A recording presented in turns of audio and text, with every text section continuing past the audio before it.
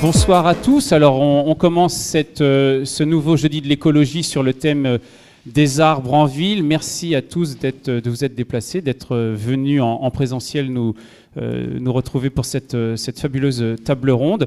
On ne pourrait pas commencer cette soirée sans remercier une nouvelle fois l'Académie du Climat qui nous accueille. Je pense à Sarah Albi et toutes ses équipes qui nous permettent de disposer cette salle dans de très bonnes conditions. Et puis remercier la JJH, l'Association des journalistes pour des jardins et de l'horticulture, de s'associer à nous, les JNE. Nous sommes les journalistes et écrivains pour la nature et l'écologie. J'en suis le président, je m'appelle Antoine Bonfils et j'ai le plaisir de lancer ces jeudis de l'écologie et que nous co-animons donc avec la JJH. Juste pour vous dire qu'il y a l'arbre en ville, quand on a commencé à parler de ce sujet, évidemment pensez à cette fabuleuse chanson de Maxime Le Forestier que vous avez tous en tête, qui a été créée en 1972. Alors c'est marrant parce que c'est l'année de ma naissance, c'est une jolie coïncidence, et justement qui s'appelait comme un arbre. Alors sans plus attendre, je laisse la parole à Sylvie Ligny, qui est donc membre des journalistes et membre de la JJH, ainsi qu'à Isabelle Vaucansan, journaliste et membre de la JJH, et qui vont nous présenter leurs invités. Voilà. Et puis je vous retrouve tout à l'heure après cette fabuleuse table ronde. À tout à l'heure. Bonsoir. Merci d'être là. On va commencer par présenter nos invités. Nous accueillons donc Caroline Molin, qui est architecte paysagiste et auteure de À l'ombre des arbres, qui est le livre qui est en vente à l'entrée de la salle. Nous accueillons Daniel Breuillet, ex-maire d'Arcueil, ex-sénateur écologiste, donc ex-élu, qui va nous parler de cette position-là. Et nous accueillons Anne Marchand, qui est chef d'unité patrimoine naturel des Hauts-de-Seine et présidente d'Ortis. Je vous laisserai dire après qui vous êtes. Sylvie Ligny, donc, qui est à la fois membre de la JJH et membre des JNE, comme moi. Et moi, je m'appelle Isabelle Vaucansan. Ce sont les arbres qui nous rassemblent ce soir. Les arbres dans les villes. Pourquoi ? La France, comme l'Europe, se réchauffe plus vite que le reste du globe. C'est plus 1,9 degré sur les 10 dernières années, contre une moyenne pour la planète de 1,15 degré.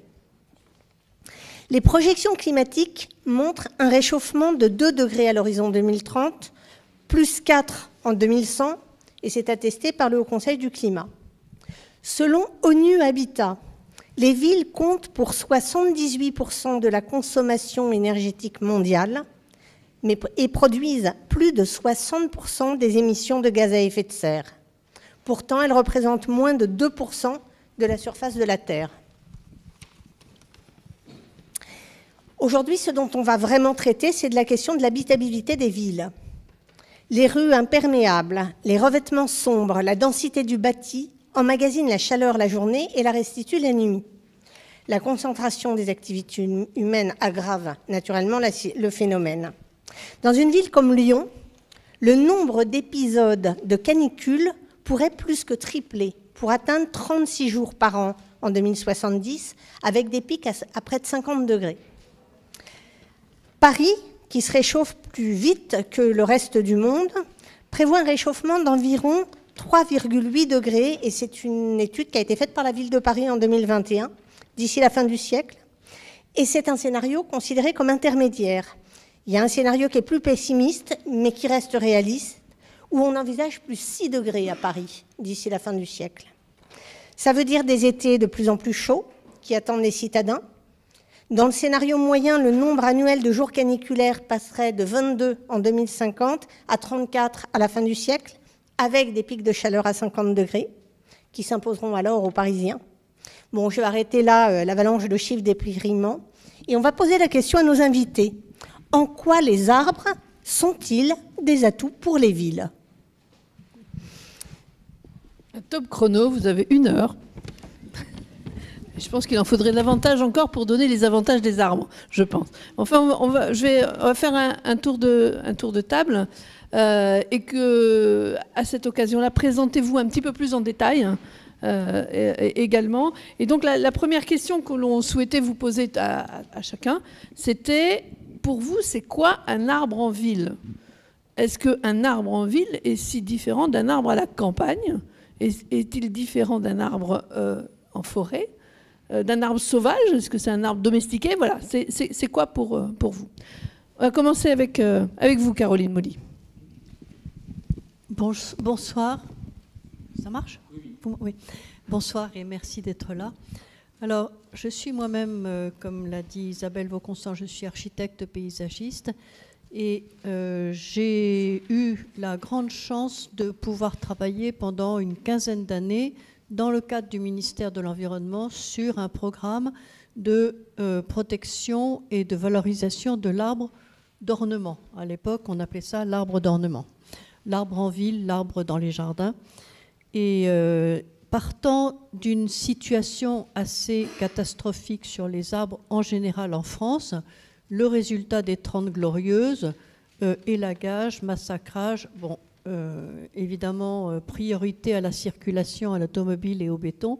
Et il m'a été demandé de donner un point de vue du ministère sur l'élagage.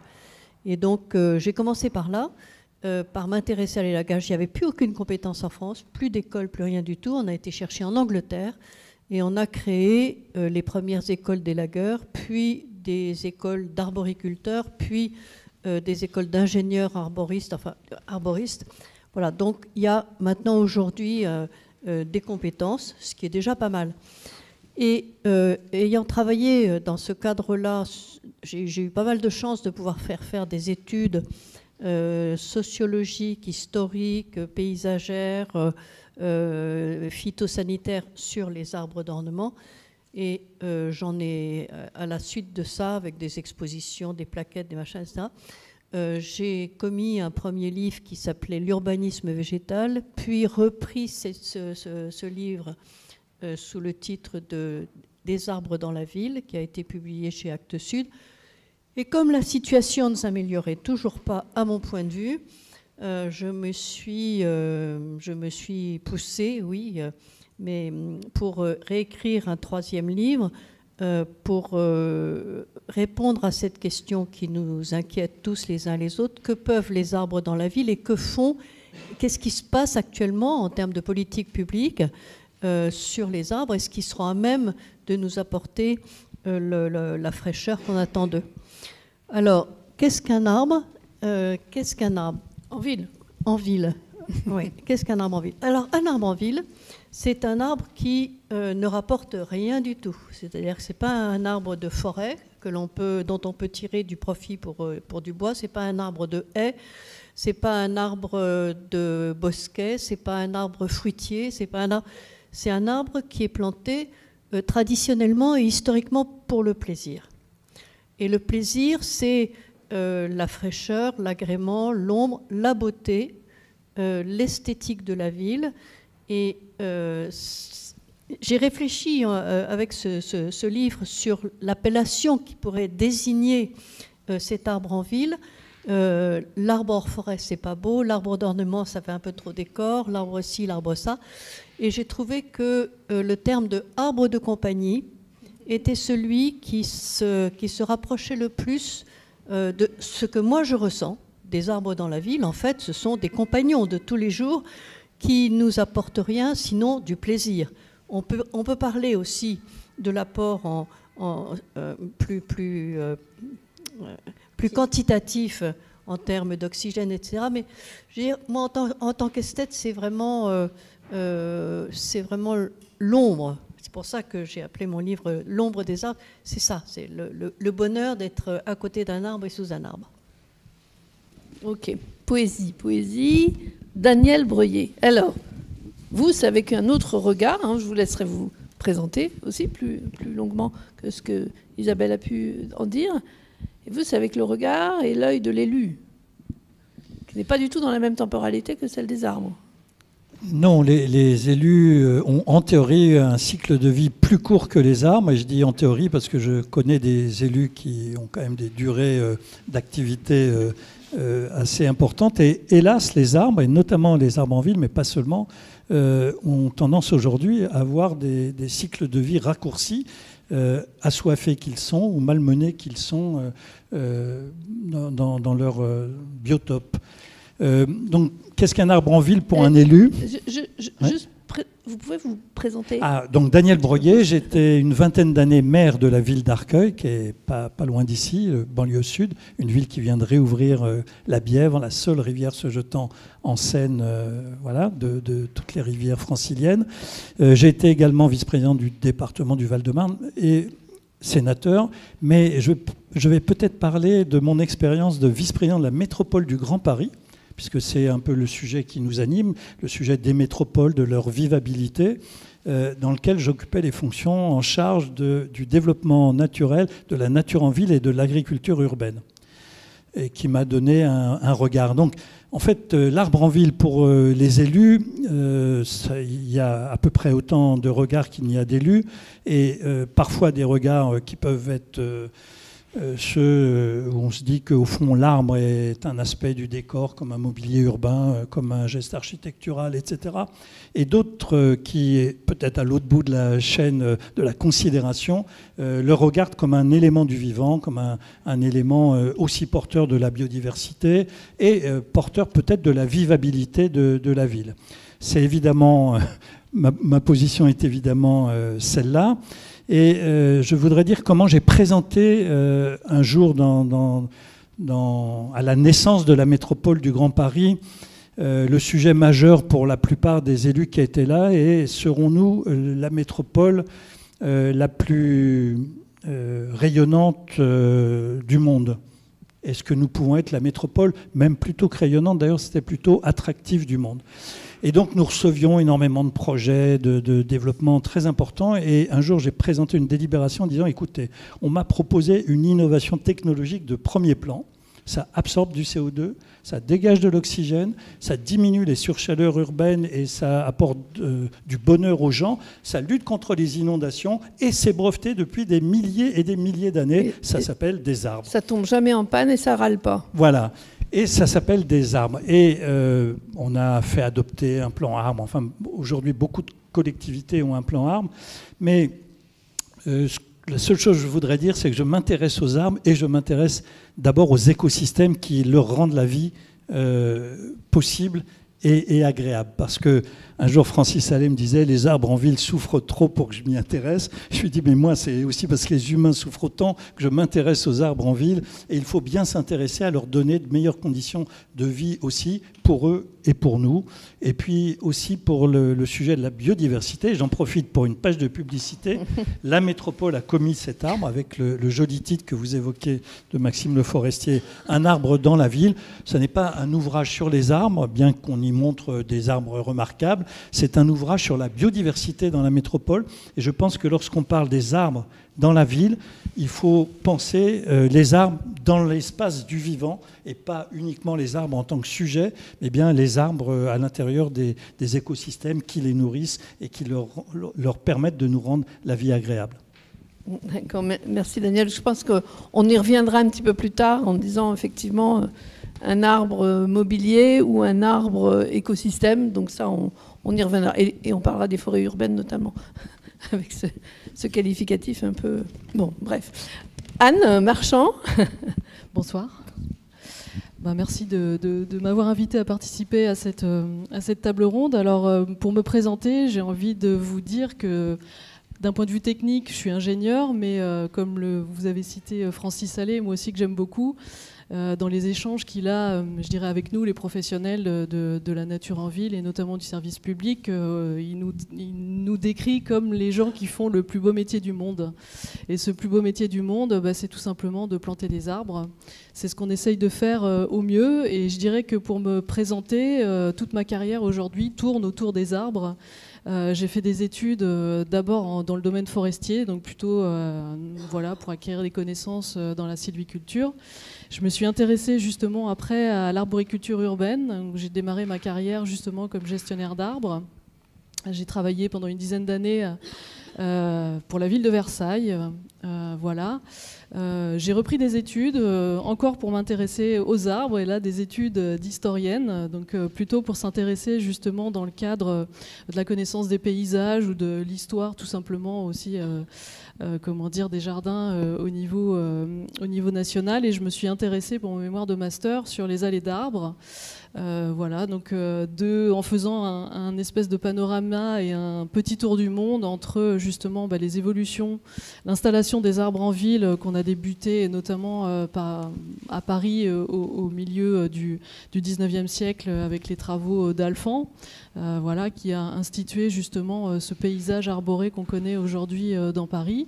Je me suis intéressée à la ville de New York aussi, de voir comment justement des villes voilà, dans un nouveau pays pouvaient s'aménager, donc avec des points de vue de paysagistes, des points de vue de paysage et des points de vue aussi d'ingénieurs, parce que cette période-là, elle est très importante pour les gens comme moi et pour notre métier, parce que c'est vraiment le début de l'aménagement urbain et justement de la création du savoir, de la création de la compétence, de qu'est-ce que c'est que justement un arboriste ou un ingénieur arboriste en ville, comment on adapte justement la ville à la présence des arbres.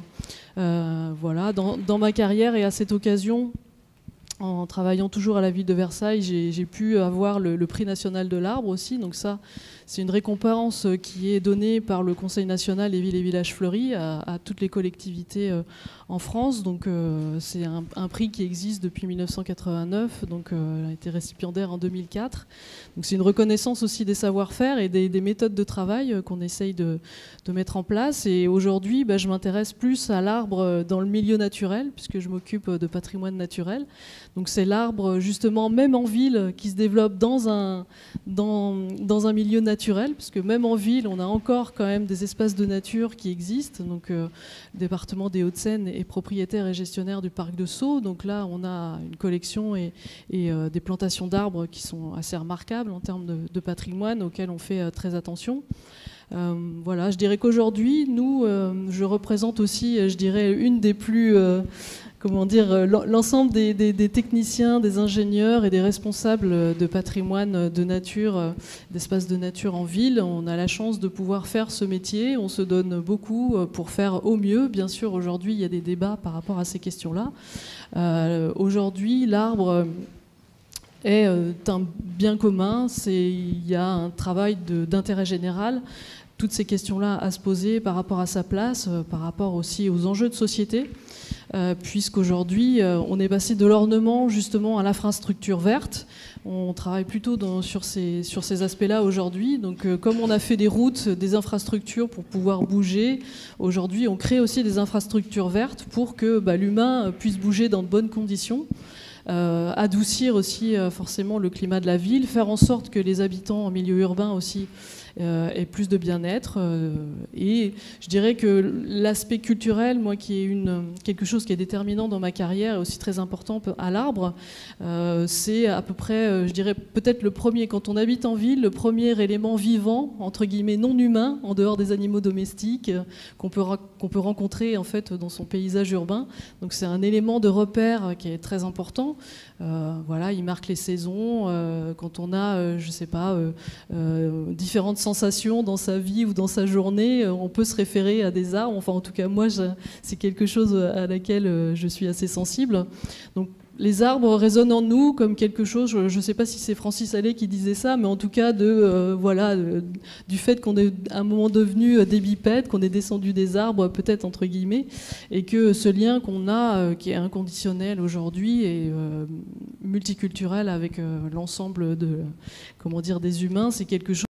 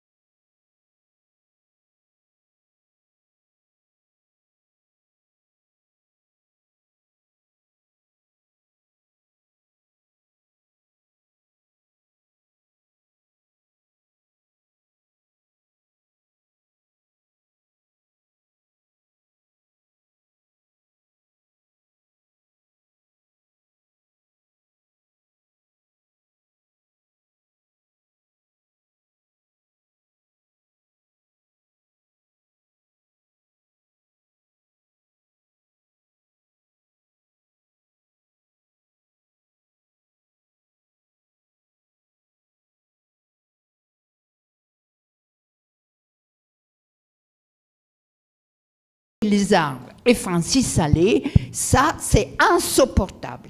Merci. Bon, on reviendra de toute façon, parce que merci, c'est une très bonne transition. Parce que la question que je voulais poser, c'est de savoir si les arbres étaient heureux en ville, justement. Caroline, je sais que vous travaillez là-dessus depuis très longtemps. Vous avez été presque l'une des esselées à dénoncer les conditions de mal-être des arbres qu'on pouvait planter dans des conditions horribles. Alors, je n'ai pas été la première, parce que lorsque j'ai été invitée à travailler sur ce programme, les responsables des services espaces verts de l'époque, c'est-à-dire dans les années 70, s'étaient déjà alertés. Ils avaient essayé d'alerter les ministères de tutelle, l'agriculture et tout ça, et ça n'avait rien donné. À l'époque, dans les années 70, les 30 glorieuses, que certains appellent les 30 désastreuses, en ce qui nous concerne pour nos arbres chéris. Donc à cette époque-là, c'est vrai qu'un arbre ne valait pas cher. On le coupait, on le taillait, on l'élaguait. Et à cette époque-là, ont été inventées la tronçonneuse, la grande échelle. Les personnels de voirie n'étaient pas compétents, donc ils coupaient. On leur disait, ça nous gêne, ce truc-là, on coupe, etc. Et donc, il y a eu vraiment du massacre, mais qui date de ces années 50, 60, 70. Et curieusement, il y a un savoir-faire qui a disparu. Comme je vous ai dit, quand je me suis intéressée à l'élagage, personne ne savait plus rien. On a été chercher les compétences en Angleterre quand même. Et là, les habitudes se sont prises. Les gens ont vu que les services techniques des villes élaguaient leurs arbres. Ils ont commencé à les couper parce que, comme ça vient de l'autorité, on le fait nous aussi. Et il s'est installé une espèce de faux discours qui fait dire « Ah mais madame, il faut les élaguer parce que ça leur fait du bien. Ah mais madame, il faut les élaguer parce que ça évite les catastrophes, les dangers, les choses comme ça. » Bon, exactement, mais comment font nos voisins étrangers, comment font les Anglais, les Danois, les Allemands, etc., qui n'élaguent pas leurs arbres comme nous le faisons. Donc c'est une histoire, c'est une espèce de contre-culture qui est ancrée chez beaucoup de personnes, chez des techniciens, et c'est extrêmement difficile pour moi, enfin j'entends tout ça tout le temps en permanence, mais madame, ça leur fait du bien, de revenir là-dessus. Parce que comme vous le dites, c'est faux, ça ne leur fait pas du bien, c'est faux, ça les rend dangereux, et ça casse aussi les milieux de biodiversité, tout ça. Et donc, quelle était la question ? L'arbre en ville est-il heureux ? Alors, est-ce qu'ils sont heureux ? Ben non, ils ne sont pas heureux. Donc, d'une part, parce qu'ils sont trop taillés, que chaque fois qu'on les taille, il faut qu'ils redonnent encore un coup d'énergie pour repousser. Ils ne sont pas heureux parce que leurs racines poussent dans des conditions quand même extrêmement difficiles, sèches, des trous d'arbres trop étroits, et l'espérance de vie d'un arbre, d'un platane, un truc comme ça, elle est fixée à peu près à 60-70 ans. C'est ce que disait M. Breuillet. Ils ont une vie plus courte que la nôtre, bien souvent, ce qui n'est pas normal. Donc, revenir, pour moi, la bataille contre l'élagage, c'est la première des batailles qu'il faut mener. Parce que je ne comprends pas comment est-ce qu'on nous dit d'un côté il faut planter, il faut des belles couronnes, il faut du feuillage, il faut de l'ombre, il faut de l'oxygène, etc. Et puis ces mêmes personnes, ou presque, vont vous dire mais on va les couper, ça leur fait du bien. Vous voyez, on est dans une espèce de situation paradoxale dont il est extrêmement difficile de sortir aujourd'hui. Quasiment la même chose pour ce qui est... Et on est quasiment dans la même situation par rapport à la coupe. C'est-à-dire qu'on nous dit qu'il faut planter des arbres, mais on les coupe. Oui, mais c'est ce que je dis, oui. Mais non, on les élève pas seulement, on les coupe. Ah oui. Oui, et on les coupe avec des argumentaires. Je vais prôner contre ma paroisse des élus avec des argumentaires parfois plus que légers. Non, mais je le coupe, mais je vais replanter 2. Et on va replanter de baliveaux comme ça pour avoir coupé un arbre adulte qui avait 50 ans, une canopée magnifique et qui abritait... La fameuse histoire de la compensation qui compense rien. Oui, donc en fait, ce sont les fausses compensations, mais je veux plaider quand même pour les maires après avoir dit qu'on pouvait prendre de mauvaises décisions. Vous savez, quand vous êtes maire, vous êtes un généraliste. Et vous avez à vous intéresser à une multitude de sujets dans lesquels les sujets du vivant, de la nature en ville, sont un des sujets. Mais il y a évidemment les sujets sociaux, économiques, de mobilité, de transport, d'éducation, etc. Et donc, personne n'a la science infuse. Et il y a un problème d'acculturation des élus qui, aujourd'hui, est très insuffisant. Par exemple, cette histoire, quand j'étais jeune maire, on m'a dit... Non, non, mais ça leur fait du bien d'élaguer des arbres. Parce que j'ai questionné, j'avais fait des études de biologie, je trouve, voilà. Bon, et je questionne en disant, mais pourquoi sur les voies départementales, on fait une taille comme ça, franchement? Est-ce bien? Elle me dit, non, non, mais c'est très bon pour les arbres. Bon, vous dites rien. Après, vous allez vous renseigner, etc. Mais tous les élus ne font pas cette démarche. Je voudrais dire une autre souffrance des arbres. En ville, les arbres souffrent parce qu'on leur malmène les racines. Alors,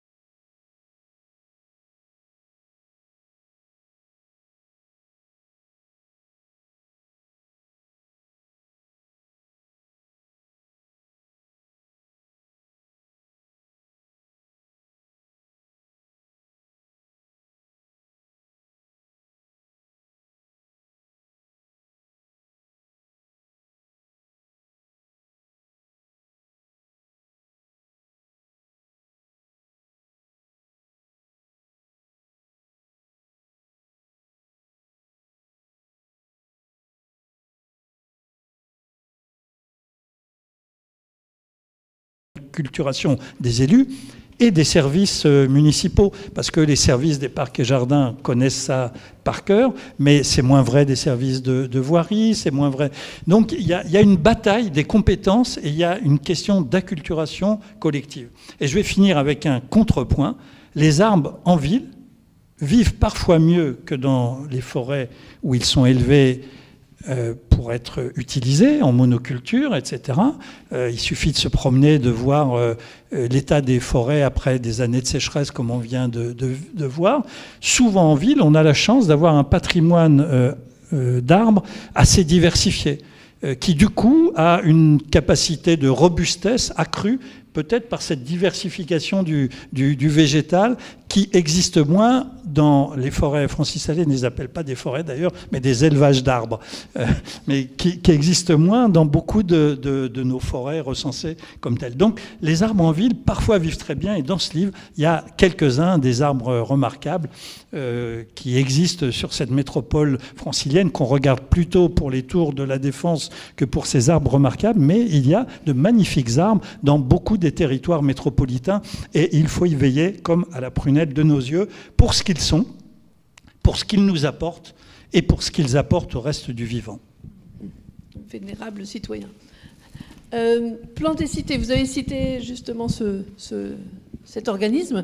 Anne, tu peux nous en dire quelques mots, parce que justement ils œuvrent aujourd'hui beaucoup pour une meilleure connaissance et une modification aussi de la manière de travailler. Oui, je suis d'accord justement avec Monsieur Breuiller sur la bataille des compétences.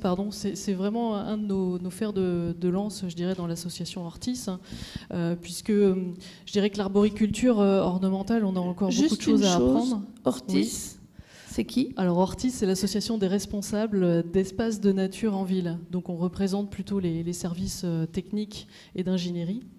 Et justement, cette ingénierie, elle est très récente en fait. Donc il faut être assez humble et on a encore beaucoup de choses à apprendre, puisque d'un point de vue, c'est vrai qu'en ville, on est un peu à la croisée des chemins entre, je dirais, des savoirs de sylviculture et aussi des savoirs qui sont hérités soit de l'horticulture ou soit des sciences du paysage en fait.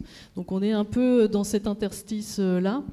Et il y a un fait aussi aujourd'hui, c'est qu'on demande beaucoup plus de nature en ville. Donc ça, c'est très bien. On sait tous que c'est une des raisons principales aussi de l'amélioration du bien-être en ville.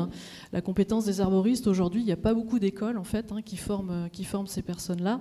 Donc j'encourage, s'il y a des gens dont c'est c'est la vocation, l'envie, ou en tout cas le fait d'avoir envie de travailler dans ce domaine-là. On cherche énormément en fait de personnes pour travailler dans nos services et pour travailler justement sur ce type d'ingénierie qui est très spécialisée en fait, qui est très spécialisée parce que ça a été rappelé, il y a les conditions de plantation, donc savoir bien planter le bon arbre au bon endroit.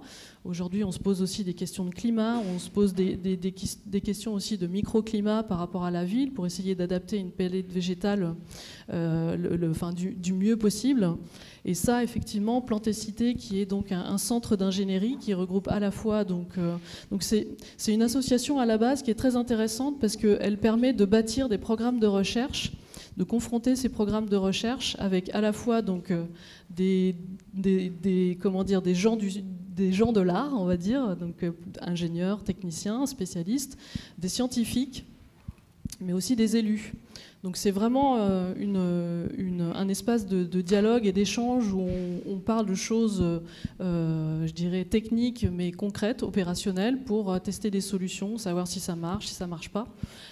Et donc, effectivement, aujourd'hui, au sein de Plantécité, on a plusieurs programmes de recherche, à la fois pour tester l'adaptation au changement climatique, pour aussi, on l'a dit par rapport au système racinaire, donc c'est tester aussi des dispositifs pour protéger les réseaux racinaires et comment on intègre aussi les VRD par rapport à la présence des arbres. VRD, c'est les voiries réseaux, pardon pour ces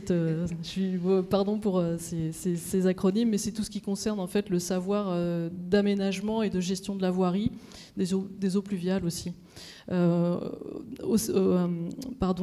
Plantécité, on a aussi un programme qui s'appelle AMAR. Donc ce programme, il est basé sur le recensement des phénomènes de mortalité des arbres en ville.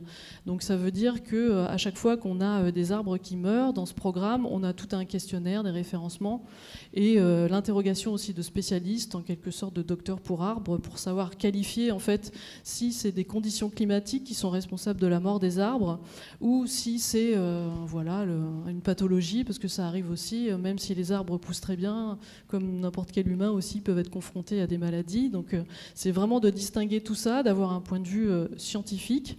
On a aussi un programme qui va être lancé à partir de l'année prochaine qui s'appelle GEPAT, donc sur la gestion du patrimoine arboré, notamment sur la façon dont on fait des plans de gestion du patrimoine arboré. C'est une vraie question aujourd'hui parce que au niveau de la loi, aujourd'hui les allées d'arbres sont protégées, que ce soit en ville ou que ce soit aussi dans les parcs et jardins.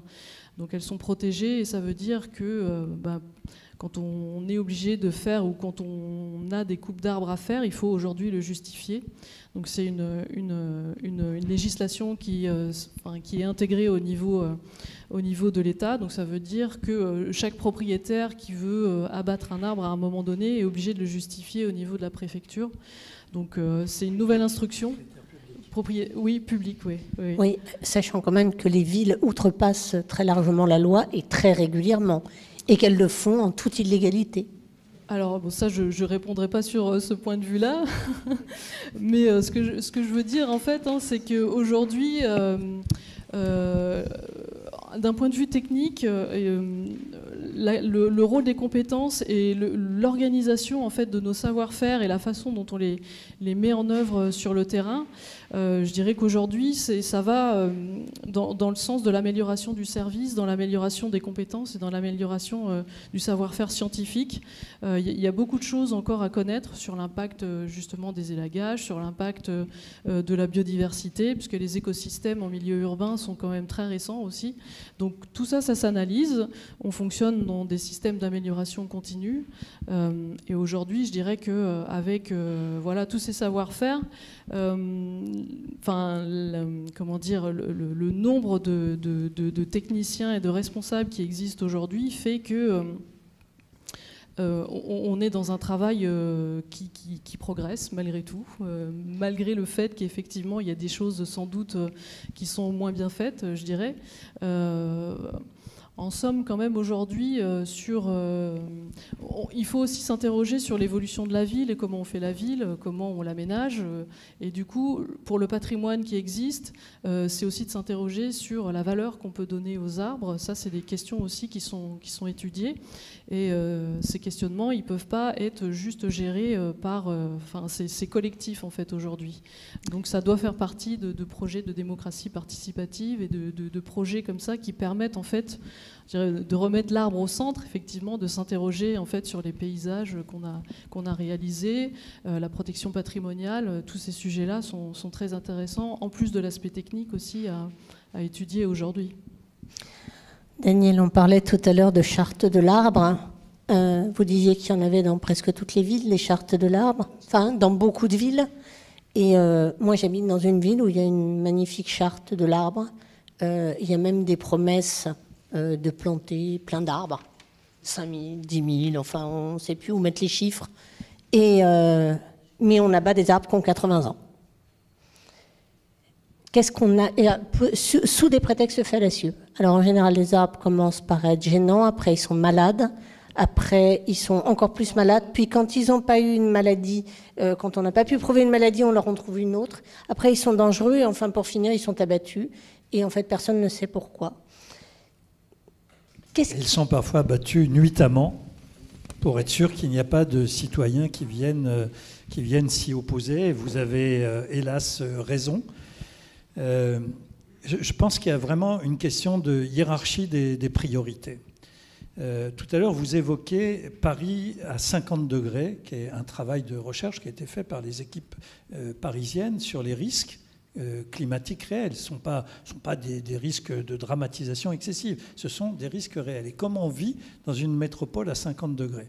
Moi, j'avais commis il y a 6-7 ans un article qui disait « La métropole sera verte ou invivable ». Et je valide le point de vue de cet article. C'est un article qui appelait à une coopération avec le privé et à poser deux types de solutions. D'abord des solutions réglementaires en termes de protection du végétal, par exemple, mais aussi des terres non bâties.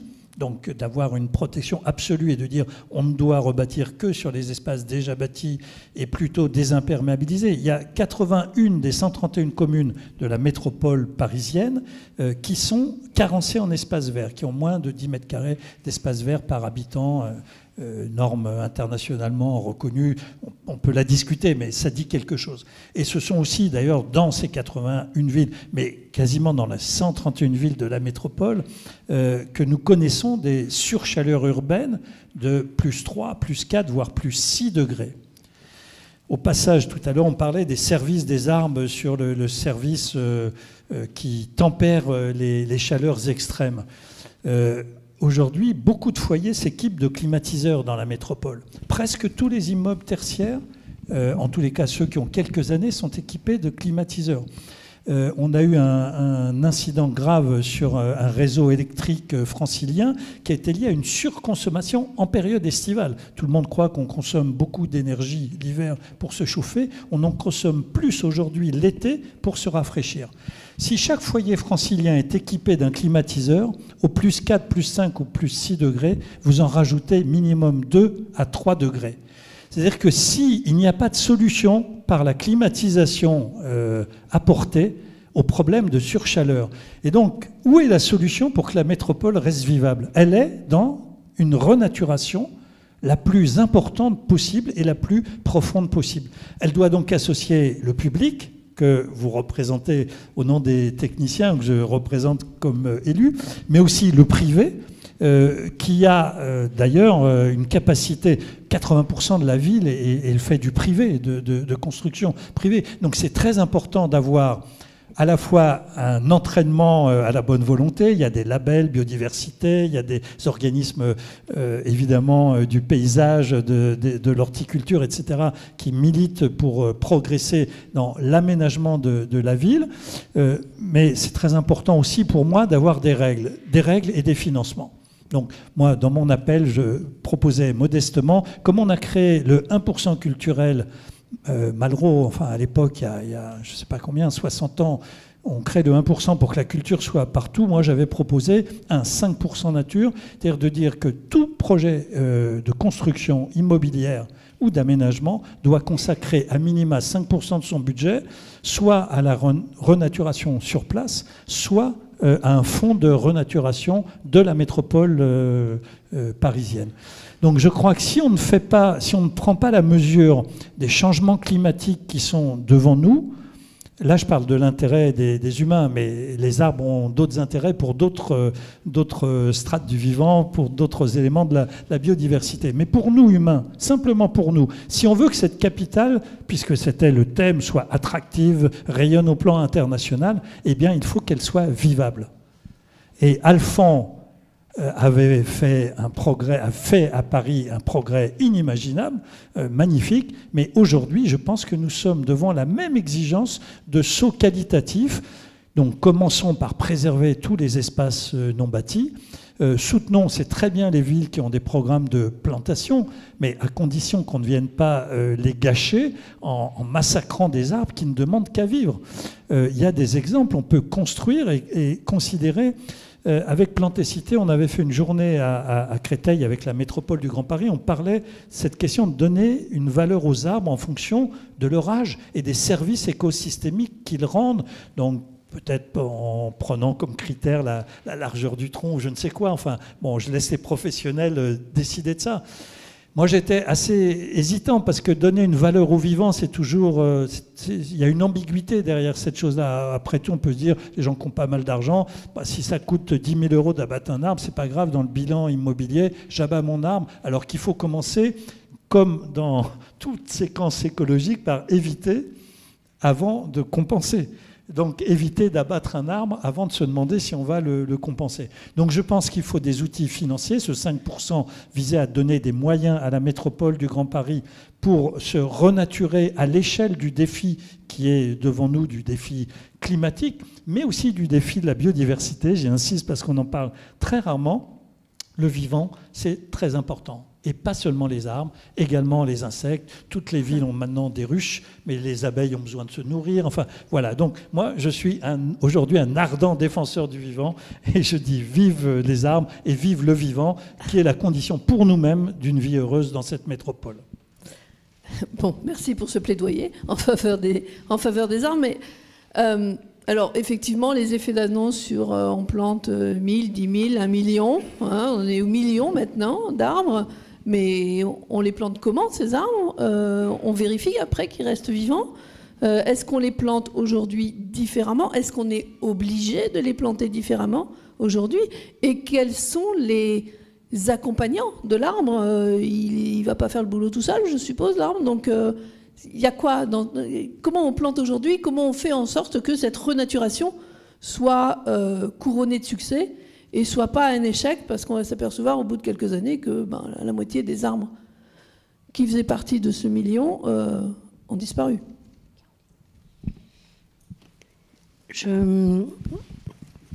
Avant de répondre à votre question, j'insisterai beaucoup sur... on a parlé des plans arbres, des chartes de l'arbre, des choses comme ça. C'est vrai que disons que ça fait bien dans la communication municipale de faire une charte de l'arbre, tout le monde est content, etc. Le problème, c'est ensuite de la suivre et de la mettre en application. Donc, je me méfie un petit peu des mots et la charte de l'arbre, bon, ok. Déjà, c'est une première initiative de table ronde, de faire tourner l'information entre la municipalité et les habitants, et puis dans les différents services techniques de la ville, c'est-à-dire le service environnement espace vert, le service voirie, le service équipement, le service logement social et tout ça. Et donc, pour moi, une attitude un peu raisonnable par rapport à un plan arbre sur le long terme. Il faut vraiment que nous ayons en tête que c'est les générations futures qui vont bénéficier de ce dont nous bénéficions aujourd'hui, parce que les arbres étaient relativement bien plantés il y a quand même 60 ans. Donc on a une espèce de devoir de perpétration du patrimoine. Il y a une première une priorité qui est déjà de faire un état du patrimoine existant, qui n'est pas vraiment fait, mais sérieux, par des personnes très compétentes, qui peuvent donner un état sanitaire, un état de la dangerosité des arbres, et comment est-ce qu'on peut valoriser ce patrimoine. Parce que vous avez compris, on en parle pas mal en ce moment, l'importance de l'imperméabilisation du sol, l'importance du stockage de l'eau dans les sous-sols urbains. Bon, il y a déjà ça qui est très très important. On a du patrimoine, il est malmené et il a eu très chaud ces dernières années et il faut vraiment tout faire pour le sauver, quitte même, et là je vais peut-être en choquer certains, à abattre quelques arbres pour donner aux plus valeureux ou aux plus vaillants la possibilité de se développer grand et beau et fort. Je plaide en faveur de moins d'arbres et plus magnifiques, parce que plus vous avez... Oui. Je me permets de terminer. Plus vous avez une belle couronne, plus nombreuses sont les feuilles, plus vous avez une machine, une usine, vous avez d'évapotranspiration, et moins vous avez besoin de climatiseurs. Donc c'est vraiment le volume de feuillage, la qualité du feuillage, la qualité de la vie de l'arbre qui est en jeu. Et pour avoir ce beau feuillage, il faut que l'arbre puisse plonger ses racines et aller chercher l'eau. Donc le vrai problème, c'est comment faire de grands et beaux arbres. Comment planter de grands et beaux arbres. Il n'y a que ça. Enfin, je veux dire, vous avez vous-même votre expérience personnelle, c'est au pied d'un arbre adulte, beau et magnifique, que l'on se sent le mieux. On le voit tout de suite. Bon. Donc ça me semble être une priorité. Ensuite de ça, la question du nombre d'arbres à planter, il viendra après, c'est pas ça qui est important. L'important, c'est de faire un état des lieux de la ville et de négocier, de discuter avec tous les services concernés, notamment le service de la voirie, pour savoir où on peut planter pour demain. C'est-à-dire, où est-ce qu'on peut désimperméabiliser, où est-ce qu'on peut, entre les réseaux, entre les machins, entre ces trucs-là, quels sont les lieux, quels sont les endroits, avec un plan de paysage, bien sûr, parce que, comme je vous l'ai dit, il faut que ces lieux soient agréables. Ce n'est pas uniquement des usines à faire de l'oxygène. Il faut que la ville soit belle, il faut qu'elle soit joyeuse, il faut qu'on se sente bien. Donc, ce travail, il est très, très, très difficile à mettre en œuvre. J'ai un ami qui est adjoint au maire à l'urbanisme à Avignon et qui me dit... Pour passer d'un sol imperméabilisé à un sol pavé à joint vif, c'est-à-dire sans imperméabilisation, il a fallu 3 ans de négociation avec les services de voirie, parce que les services de voirie, ils ont l'habitude de faire leur truc, comme ça, ils disent « Oh, mais c'est compliqué, oh, mais on peut faire ça, mais si, mais ça, etc. » Bon, pareil pour les réseaux, c'est plus facile. Les cours d'école et tout ça, il y a vraiment une culture, vous l'avez dit, un objectif qui doit être un objectif commun vers lequel il faut que tout le monde tende. Et bon, on y arrive dans certaines conditions, mais c'est vraiment encore extrêmement difficile. Je vous parlais de l'élagage, le nombre de gens qui vous disent ça leur fait du bien, ça continue. Et pour ça, il faut aussi, je pense, avoir des campagnes très offensives vis-à-vis du public, vis-à-vis des citadins, parce que c'est eux qui possèdent les 70% des communes en général, qui ont des arbres et qui continuent aussi, eux aussi, à faire, en toute bonne volonté, à faire des choses qui ne sont pas favorables à un enracinement du patrimoine arboré pour le futur. C'est, je dirais presque, c'est un changement radical de paradigme, d'une part. On est dans un paradigme de la ville vivable et supportable, on y aspire, mais les habitudes, le bulldozer est en marche et il n'arrive pas à s'arrêter. Il faut se mettre en travers, il faut s'accrocher aux branches, on arrive à des confrontations assez violentes, alors que dans la discussion, dans la négociation, on devrait y arriver. D'autres générations y sont arrivées avant nous, 19e, 18e même, où les gens savaient discuter et parler. Après, il y aura aussi la question de l'arrosage. Avec les étés, il y a l'arrosage, et les arrêtés, sécheresse, oui. Les arbres, si on les arrose pas pendant les 2 ans qui suivent leur plantation. Oui, ça c'est sûr, c'est sûr. Mais planter comme on plante en ce moment des grands sujets avec des trucs à humidité et un arrosage automatique, etc. Bon, à mon avis, c'est pas la solution. Il faut bien les planter très jeunes au départ, les arroser les 3 premières années et ensuite. Si le sol est désimperméabilisé aux alentours, il se débrouille. Mais avec une étude préalable du milieu aérien et souterrain pour savoir où ils pourront pousser. Oui, effectivement, sur la question de la plantation des arbres en ville, il y a, alors, c'est toujours difficile de parler de points particuliers, j'ai envie de dire, mais c'est vrai que la façon dont on regarde en fait un patrimoine aujourd'hui quand on est gestionnaire, notamment en ville, c'est plutôt de faire l'analyse en fait de l'ensemble de son patrimoine et après en fonction des typologies, du paysage, de l'aménagement de la rue, de la taille de la rue, du nombre d'arbres qu'on a dans la rue, de se poser des questions techniques en fait sur à la fois le mode de gestion, l'aspect, je dirais comme ce que j'ai pu détailler précédemment sur l'aspect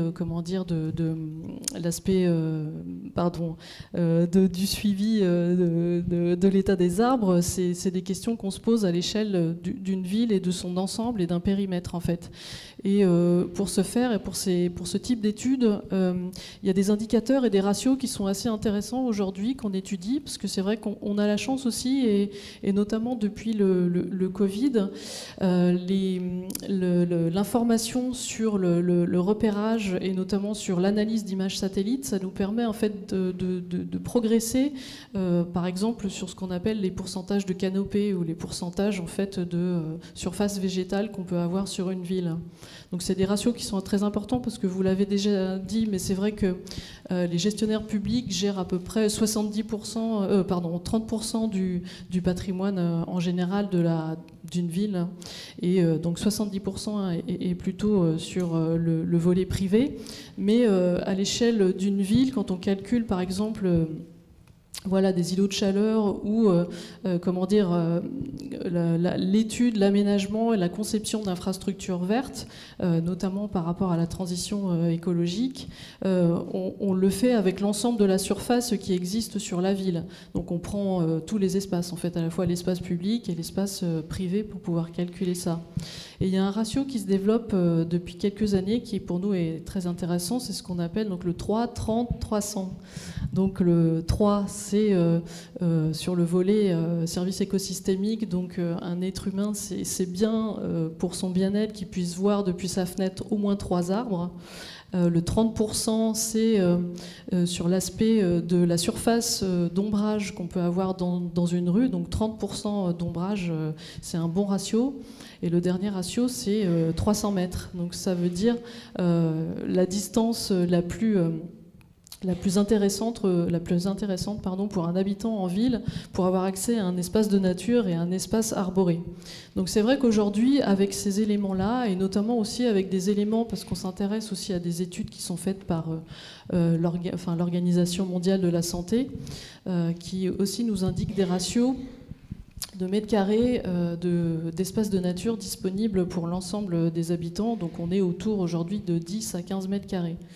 Donc l'ensemble de ces ratios nous permet en fait de calculer des données qui nous permettent de dire la quantité d'arbres ou la quantité d'espace de nature qui est nécessaire en fait pour adapter la ville justement aux effets du changement climatique. Donc c'est vrai qu'on est dans des phases de transition. Les phases de transition, c'est toujours un peu compliqué parce que dans les échanges, dans le dialogue ou dans les prises de décision, Voilà, il y a des enjeux. Voilà, chacun défend aussi ses enjeux. Nous, je dirais qu'on est neutre, on est des agents publics, et donc on est là, en fait, sur les faits, pour analyser et puis pour informer et instruire, en fait, et donner, comment dire, l'ensemble des informations qui sont nécessaires pour prendre une décision. Mais on informe, en fait, avec ces ensembles de données aujourd'hui qui sont beaucoup plus facilement disponibles, je dirais, pour l'ensemble des services, et ça fait partie, en fait, aussi de l'évolution des compétences, parce que de plus en plus on a aussi des géographes et qui sont spécialistes des systèmes d'information qui nous permettent, en fait, aussi de bien gérer, repérer l'ensemble du patrimoine arboré qu'on a sur la ville. Et en fait, avec l'ensemble de ces données-là, aujourd'hui, sur la façon dont on renouvelle, en fait, des plantations arborées, on tient énormément en compte, et là on a un savoir qui est, je dirais, pluridisciplinaire qui arrive aujourd'hui. On travaille de mieux en mieux avec nos collègues de voirie. On arrive à faire, comment dire, valoir les enjeux justement de la bonne plantation du bon arbre au bon endroit, notamment vis-à-vis des réseaux, pour avoir la taille, je dirais, la taille maximum pour planter un arbre en ville. Et je dirais même qu'on va au-delà de ça aujourd'hui. La question, c'est plus de planter un arbre à l'unité, mais c'est plutôt comment replanter en groupe, en infrastructure, donc de définir qu'est-ce que c'est qu'une infrastructure verte, et le rôle qu'on veut lui donner et les services qu'elle doit rendre. Donc toutes ces analyses nous permettent aussi de faire évoluer à la fois les savoirs paysagers, mais les savoirs aussi dans le domaine de l'urbanisme, parce que notamment, je pense aux confrères de la ville de Lyon qui sont très avancés, en fait, sur ces systèmes-là, ce qu'on appelle les systèmes de fosses de Stockholm. Donc c'est voilà, un petit peu technique, mais en tout cas, c'est des systèmes de fosses qui vont avoir une surface très importante, où on va, en fait, garantir, je dirais, la stabilité d'un trottoir, mais où sous le trottoir vous avez un volume très intéressant et très, très important pour pouvoir planter un groupe d'arbres, voilà, ce que vous voulez. Et on revoit aussi à ce moment-là complètement le système de récupération des eaux de pluie, parce qu'effectivement, comme ça a été dit, la ville va énormément évoluer. On sait qu'on a des plans justement de lutte contre les canicules, ou à l'inverse, justement, des plans justement de prévention par rapport aussi aux inondations qui peuvent se produire. Donc ces systèmes-là sont faits en sorte qu'on peut récupérer une quantité d'eau très très importante, que ça permet de libérer aussi les réseaux d'eau pluviale, donc de moins traiter aussi de l'eau. Donc c'est vraiment ce qu'on appelle le principe d'économie circulaire et d'aménagement type de transition écologique. Donc ces systèmes-là, on les met de plus en plus, enfin je dirais qu'aujourd'hui c'est dans ces normes-là qu'on évolue et qu'on fait évoluer justement la qualité de gestion du patrimoine arboré, et je rejoins en fait l'avis de Caroline Molly. Il faut vraiment en fait se concentrer les efforts en fait sur la qualité de plantation, les objectifs qu'on veut donner à la plantation. Alors c'est des objectifs qui sont à la fois de services écosystémiques, qui sont des objectifs techniques, effectivement, de bioclimatisation. On aura toujours besoin d'arroser du patrimoine végétal justement pour amorcer cette machine qui est la bioclimatisation aujourd'hui.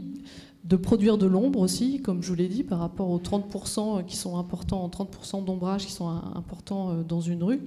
Donc voilà. Est-ce qu'on croit par exemple aux micro-forêts ?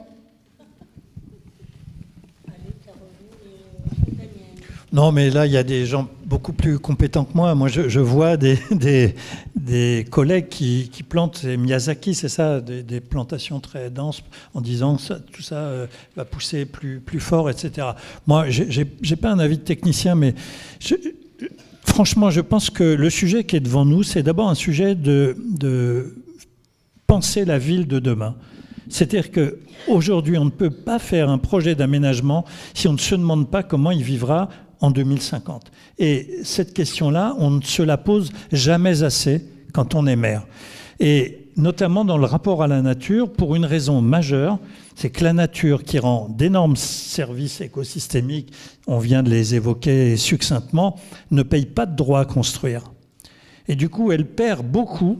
Enfin, je vais vous dire l'expérience de maire. On est devant des contradictions. Par exemple, Arcueil, c'est une ville qui a 46% de logements sociaux, 70% d'immeubles collectifs et 30% de tissus pavillonnaires. J'ai eu une bataille avec l'État qui voulait à tout prix que nous supprimions du pavillon en disant nous sommes dans le périmètre du Grand Paris, du nouveau réseau de transport, c'est débile, c'est ici qu'il faut construire pour éviter l'étalement urbain. Densifions. Exactement, densifions et en étant heureux et en chantant « Vive la densification », c'est la solution la plus intelligente. Sauf que nous avons densifié et continué l'étalement urbain. Donc, au fond, aujourd'hui, la métropole est plus dense, mais l'étalement urbain est plus important. Donc, il y a une erreur. Il y a une erreur. Et l'erreur est peut-être de vouloir des mégapoles qui atteignent à un moment donné une taille qui n'est plus acceptable. Donc moi, par exemple, mon tissu pavillonnaire, je vais vous dire les problèmes que je me posais. On a souvent des petites lanières et on interdit de planter des arbres à proximité de son voisin. Et bien peut-être quand on a un tissu avec des petites lanières, il faut au contraire supprimer cette interdiction de planter un arbre et négocier entre deux voisins qu'on va avoir un beau sujet, mais on ne peut pas avoir un beau sujet au milieu d'un tout petit jardin. Donc il faut peut-être le penser intelligemment dans un bon accord de voisinage ou dans un règlement qui le permette. Plutôt que de dire il faut supprimer, il faut préserver les sols. Il y a des pavillons où les gens utilisent le sol pour y faire un parking en plein air en mettant du goudron. C'est-à-dire que le fait d'être dans un tissu pavillonnaire ne vous garantit pas non plus d'avoir un développement écologiquement responsable. Hein. Et moi, je suis très opposé à construire des zones d'étalement pavillonnaire là où il n'y a aujourd'hui pas de bâtiments. Mais par contre, là où on est dans une métropole très intense comme la métropole du Grand Paris, les tissus pavillonnaires qui représentent quand même presque 30% des habitats de la métropole, on oublie ça, je crois que c'est 26 ou 27%, jouent un rôle très important dans le rafraîchissement de la ville, mais à condition qu'on y préserve les terres. Dernière remarque, c'est sur les... Enfin, donc moi je crois qu'il faut vraiment penser comme ça. Et sur les sols, on a un sujet énorme. Enfin, moi j'étais impressionné. Regardez ce qu'on consomme dans cette métropole, ce qu'on consomme et ce qu'on jette. Et on va chercher des apports pour nos végétaux, alors que nous jetons. Et donc, il s'est monté beaucoup de sociétés de compostage à domicile, etc. Il y a maintenant, au 1er janvier, il y aura une obligation de compostage des déchets végétaux ménagers. Mais c'est quand même incroyable. On a beaucoup de sols qui sont des sols recomposés, des sols de mauvaise qualité. Enfin, les professionnels, vous savez ça parfaitement. Mais on sait réamender un sol. Et on a une ressource en interne, vous parliez d'économie circulaire et de circuits courts. Donc je crois vraiment que si on commence à penser en termes d'économie circulaire, de la ville vivable, de la vie des sols, parce qu'on parle des arbres, mais c'est sûr que si vous plantez un arbre et qu'il n'y a pas de sol, et puis de règlement, je suis furieux, je réagis à ce que vous disiez sur l'autorisation d'arroser. Dans ma commune, on a planté un verger. C'est un autre sujet, mais j'aime beaucoup aussi l'idée de la ville comestible. Il y a aussi des gens qui ne mangent pas à leur faim, et au fond, c'est pas idiot d'avoir... C'est pas comme ça qu'on aura l'autosuffisance alimentaire, mais d'avoir aussi un peu de production...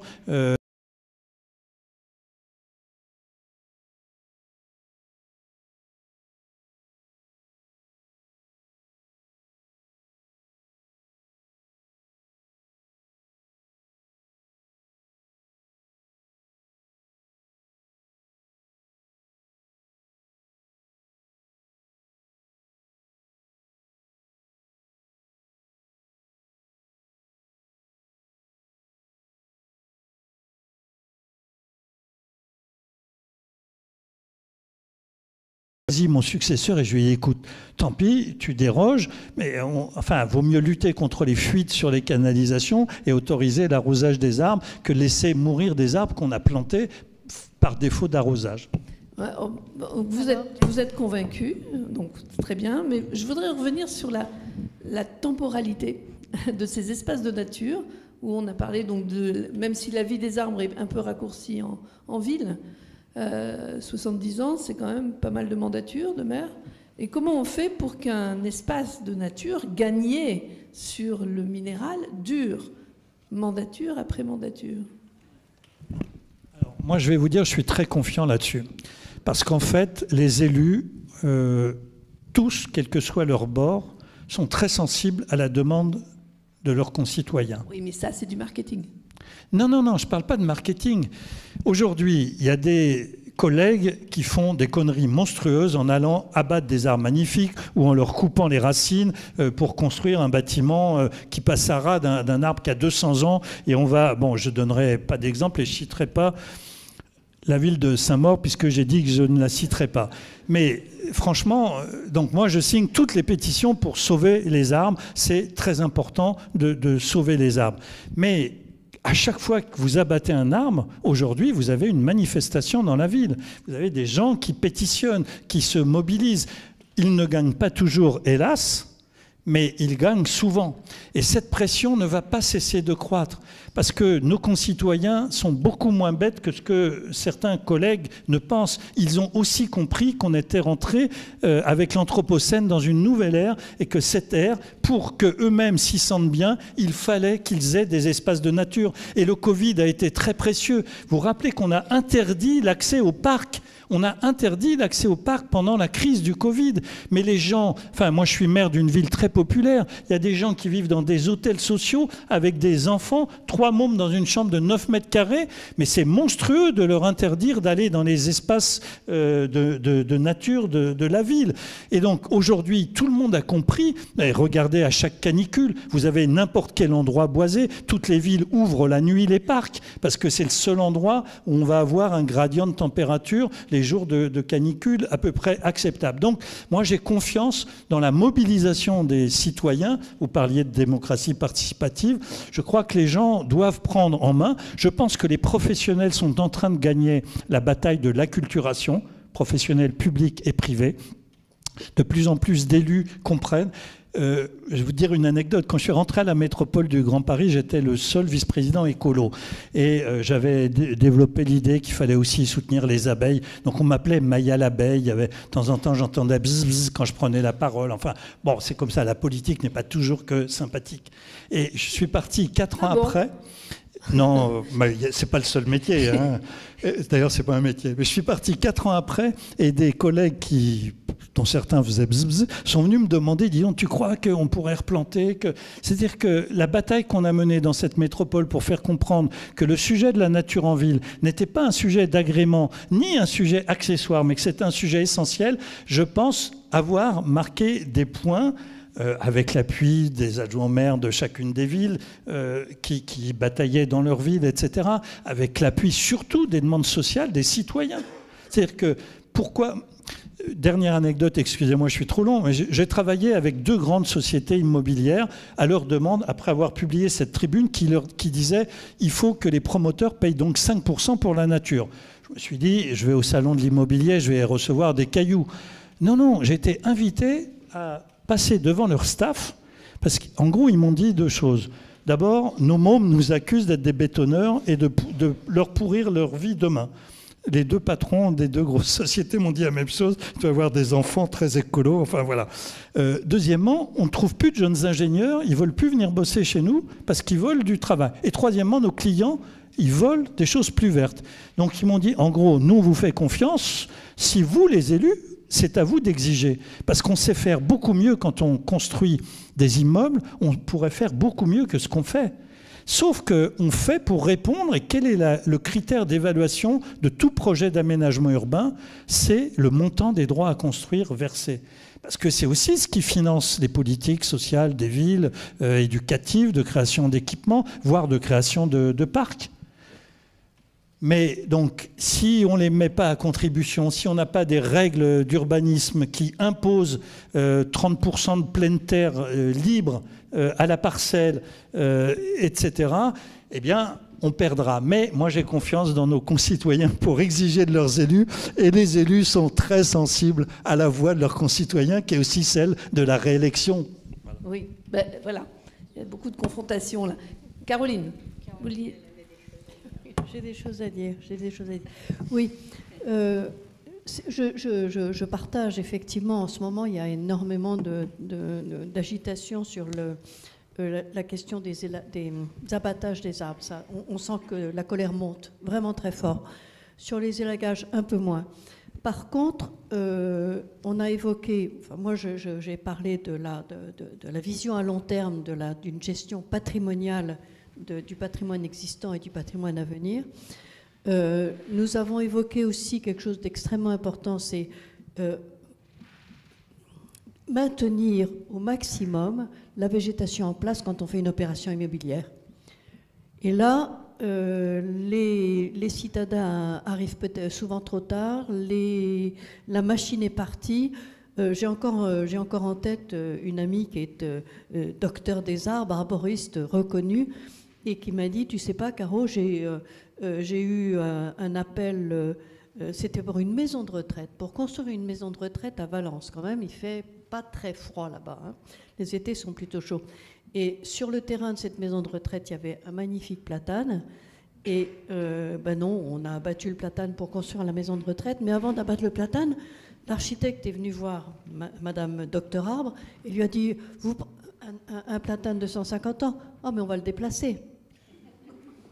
Bon, c'est-à-dire que voilà, les architectes eux-mêmes n'ont pas conscience, ils se disent. Et alors, je voulais en venir à cette question d'une certaine forme de retour au bon sens et de la raison dans les politiques publiques et dans les politiques de végétalisation des villes. Il se développe actuellement tout un tas de ce que j'ai appelé les fausses bonnes idées. Voilà, les fausses bonnes idées. Donc, les fausses bonnes idées, c'est par exemple de dire qu'on va planter un arbre par naissance, ou qu'on va planter 2 arbres par habitant, ou qu'on va planter des milliers, des millions, des je ne sais pas quoi. Je crois que la ville la plus et qui a la palme du nombre d'arbres à planter, c'est Milan, qui plante 3 arbres par habitant. Alors imaginez le centre de Milan, 3 arbres par habitant, où est-ce qu'on va les mettre? Et comment ces arbres vont-ils pouvoir se développer et faire de beaux arbres et de beaux houppiers et de belles couronnes, ce dont on a besoin? Il en faut peut-être un demi, il en faut peut-être un pour 10 habitants, mais on part sur des trucs comme ça. Donc ça, c'est une fausse bonne idée que je crois extrêmement néfaste, parce que les gens, sur le journal, ils disent 10 000 arbres, formidable, notre ville va être verte, on va assurer l'avenir, extrêmement bien. Autre fausse bonne idée dans les politiques publiques, et ce qu'on entend, c'est les plantations en pot. Les plantations en pot, en bac. Bon, donc on va planter des arbres, et on les plante, on les retrouve. Les fameux oliviers dans bac. Ça a été une grande bataille. Oui, donc les plantations en pot, on vous met des pots avec des arbres qu'on va chercher en Espagne, des oliviers qui sont arrachés de leur propre terre, qui peuvent avoir 500 ans, qui peuvent avoir 300 ans, qui peuvent avoir 1000 ans. Donc vous imaginez le coût en termes d'énergie, de consommation de tout ce truc-là, de transplanter une grosse bête comme ça, de l'amener dans un centre commercial, de l'amener sur une esplanade, de l'amener, tout ça pour les transplantations de gros sujets. Enfin, c'est un peu la même chose. La question des pots, moi, vraiment, je ne comprends pas. Comment est-ce qu'on peut imaginer qu'un arbre peut pousser dans un dé à coudre? C'est nier l'essence même du végétal qui fonctionne en permanence en circulation de sève entre la photosynthèse et les racines. Donc, photosynthèse, racine, feuille, racine en permanence. Si vous ne donnez pas l'espace suffisant pour les racines, vous avez des bonsaïs. Donc c'est pas un arbre, c'est pas ça qu'on veut. Voilà. Alors voilà une de mes batailles aussi. Et puis alors les forêts urbaines, parce qu'on l'a évoqué, mais là je voudrais aussi faire le point sur les forêts urbaines, surtout qu'on est dans le lieu où, voilà. Vous avez failli avoir, et vous aurez peut-être des forêts urbaines sur la place de l'Hôtel de Ville.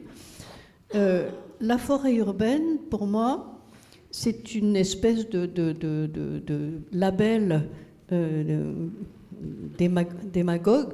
démagogique qui vous fait croire que vous allez vous trouver en pleine ville, place de l'Hôtel de Ville, dans une ambiance de forêt, que vous allez entendre les petits oiseaux, que vous allez avoir des fleurs, donc forêt urbaine. C'est la première fois, honnêtement, c'est la première fois dans l'histoire des villes qu'on utilise ce terme de forêt urbaine pour parler tout simplement de jardin. De jardin. La ville en ses jardins, les jardins en ville, le jardin urbain, le jardin de ma maison, le jardin, le parc. Il y a un vocabulaire qui existe pour désigner les espaces de nature en ville et qui signifie ce qu'il a à signifier, c'est-à-dire qui signifie un endroit où vous êtes confortable, où vous êtes un peu à l'abri du bruit de la circulation, où quand il est bien fait, quand il est bien entretenu, il peut y avoir un peu d'eau, un jet d'eau, un bassin, mais bon, ça disparaît ces choses-là parce que ça coûte trop cher et que c'est dangereux. Où vous avez de l'ombre, vous avez des fleurs, vous avez des bancs. Et qu'est-ce que vous allez faire dans une forêt urbaine? La forêt qui est en train de se terminer là, sur la place de Catalogne, j'y suis allée justement avant-hier pour voir, pour vous en parler. C'est une plantation dense de sujets, d'arbres déjà, des grands sujets, donc, dont la reprise n'est pas forcément n'est pas garantie. Enfin, bon, elle est garantie par le pépiniérisme, mais bon. Et on va vous donner une image de forêt qui sera figée, parce que les arbres ont beaucoup de mal à reprendre quand ils ont été transplantés en grand sujet. Et en plus, vous ne pourrez pas vraisemblablement aller à l'ombre des arbres, parce qu'ils sont plantés très denses et que le sol est quand même relativement fragile. Un sol de sous-bois, c'est fragile. Donc la population du 14e, je ne la vois pas trop. Je ne la vois pas trop. Donc vous aurez une sorte d'oasis de verdure ou d'oasis de fraîcheur, vous aurez une production d'oxygène, vous aurez une consommation de CO2, mais le lieu pour vous, habitants, la forêt urbaine pour vous, habitants, c'est un leurre, c'est une image, c'est une illusion. Donc demandez des parcs, des jardins, des squares, des endroits pour aller, pour être bien, pour vous asseoir, pour rester. Mais ne croyez pas à ces histoires de forêt urbaine. Et le pire du concept de la forêt urbaine, c'est cette histoire de forêt Miyazaki. C'est un concept qui nous vient du Japon. Alors, comme c'est japonais, ben on se dit « Oh là là, c'est formidable ». Bon, c'est un peu exotique. Et qu'est-ce qu'on vous propose avec ces forêts Miyazaki? On vous propose une plantation en ville, hein, en centre-ville, très dense, de très jeunes plants. Et moi, j'ai vu la première forêt urbaine de Bordeaux, donc dans un carrefour, à l'emplacement, on a remplacé 5 places de voiture par une forêt urbaine Miyazaki. Et après 6 mois, vous avez 1,50 m de broussailles. Mais vraiment de la broussaille. Alors les gens du quartier, il y a une association de quartier qui est allée voir la mairie, qui a dit c'est pas ça qu'on veut, c'est quand même moche votre machin là. Alors ils ont rajouté des fleurs, il y avait une espèce de petite barrière de châtaignier, enfin un truc moche, pas beau quoi. On veut du beau quand même. Et puis on veut des choses pérennes, on veut des arbres qu'on va planter jeunes, mais qui pour nos enfants ou pour nous donneront de l'ombre. Et on a cette broussaille qui sert de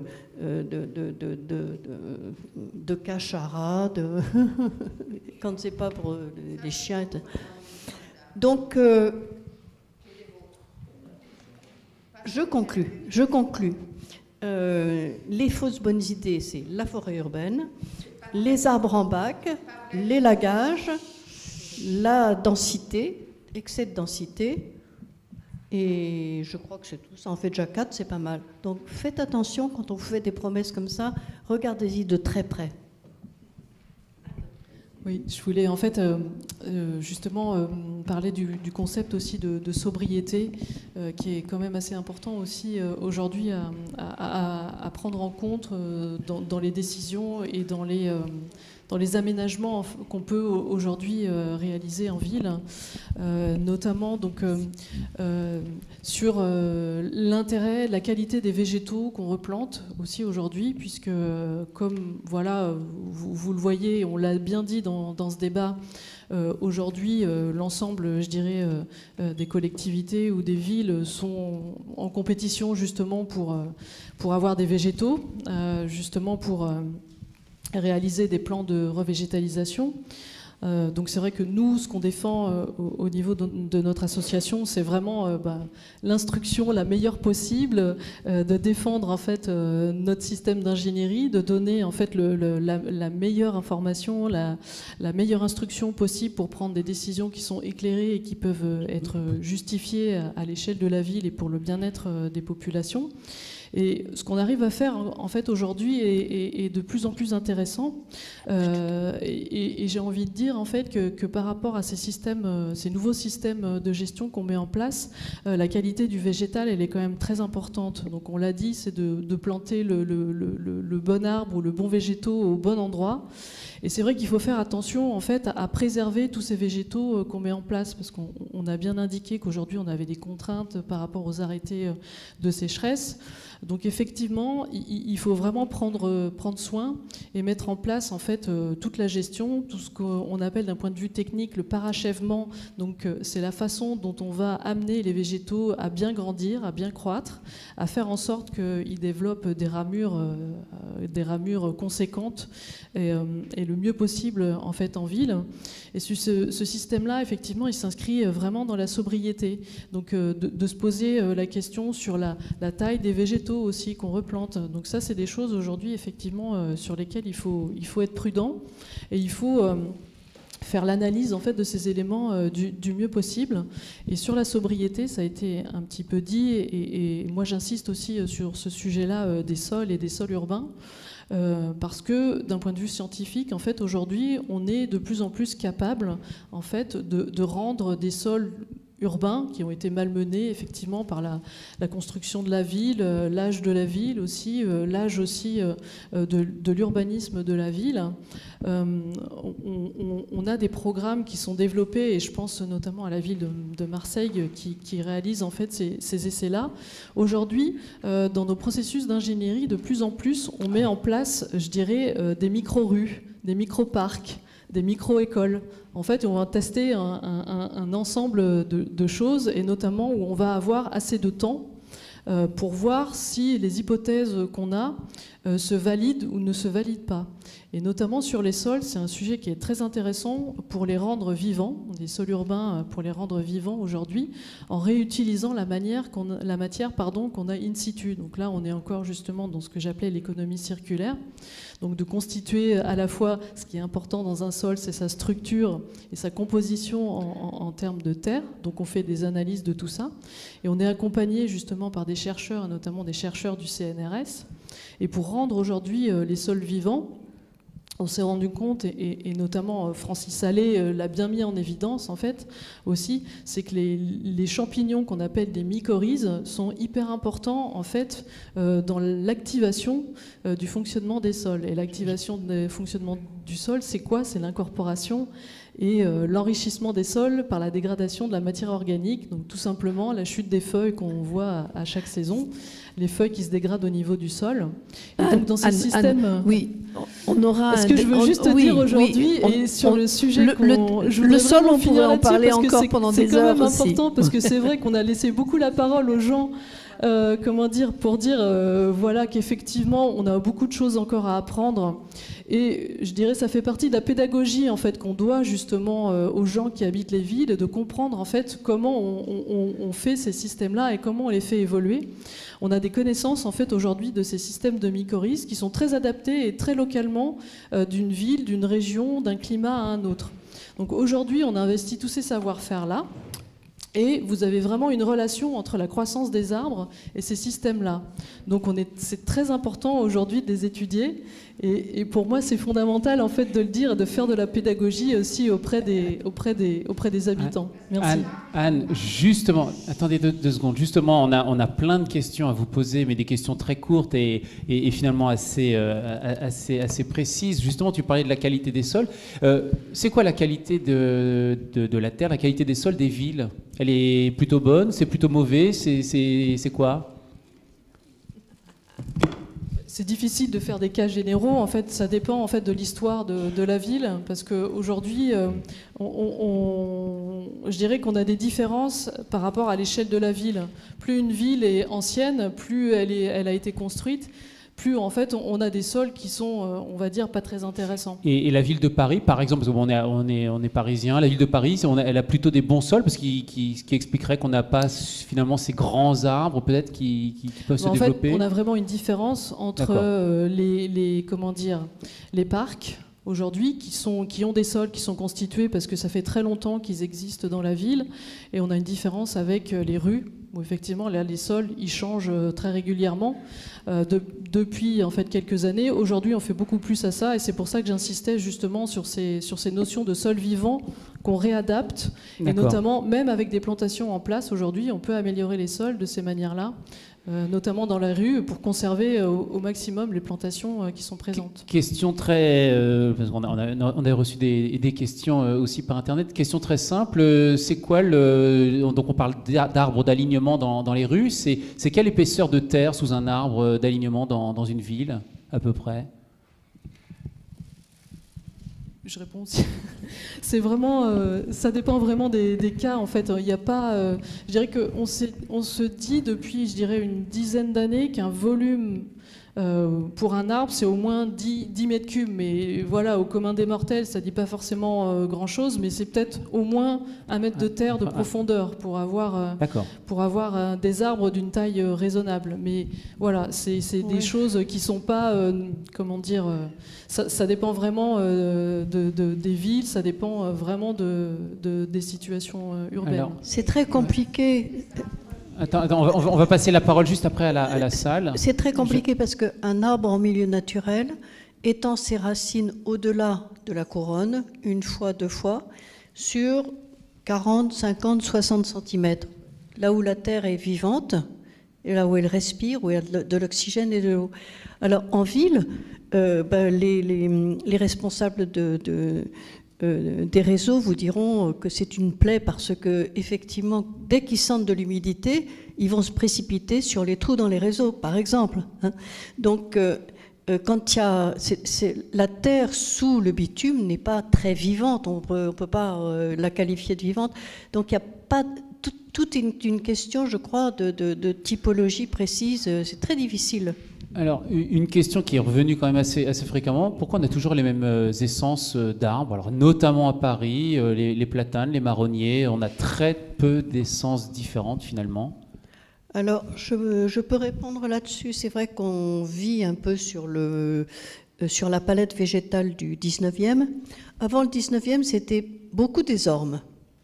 Au 18e, il y a eu beaucoup de plantations urbaines dans les boulevards, les rues, les avenues avant Napoléon III. Et puis, après Napoléon III, on a adapté les espèces importées de l'étranger, par exemple le platane, par exemple le marronnier, par exemple le tilleul, pas tous les tilleuls sont des arbres climatiques.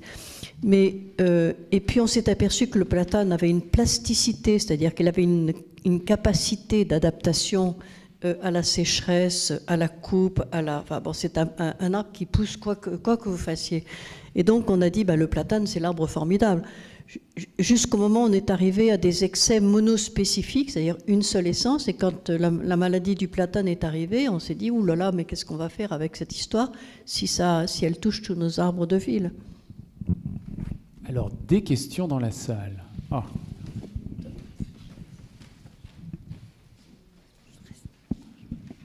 Bonsoir, j'ai une question pour la gestion de la ville de Arcueil. Je vais souvent à Arcueil et je me suis rendu compte qu'autour de rue Henri Barbusse, autour de l'école maternelle Henri Barbusse, il y a pas mal d'arbres plantés et autour de ces arbres, il y a des lierres.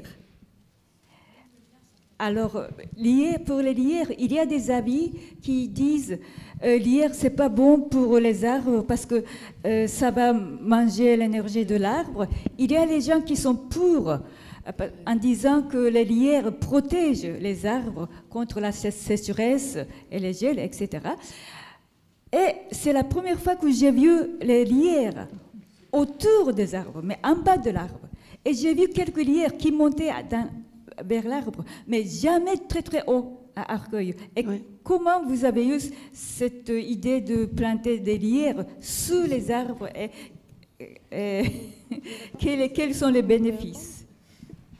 Oui, à propos du lierre, effectivement, ça fait partie aussi je crois, des fausses bonnes idées qui ont circulé ces 30 dernières années, où on a entendu le lierre c'est très mauvais pour les maisons, c'est très mauvais pour les arbres, c'est très mauvais pour les sols.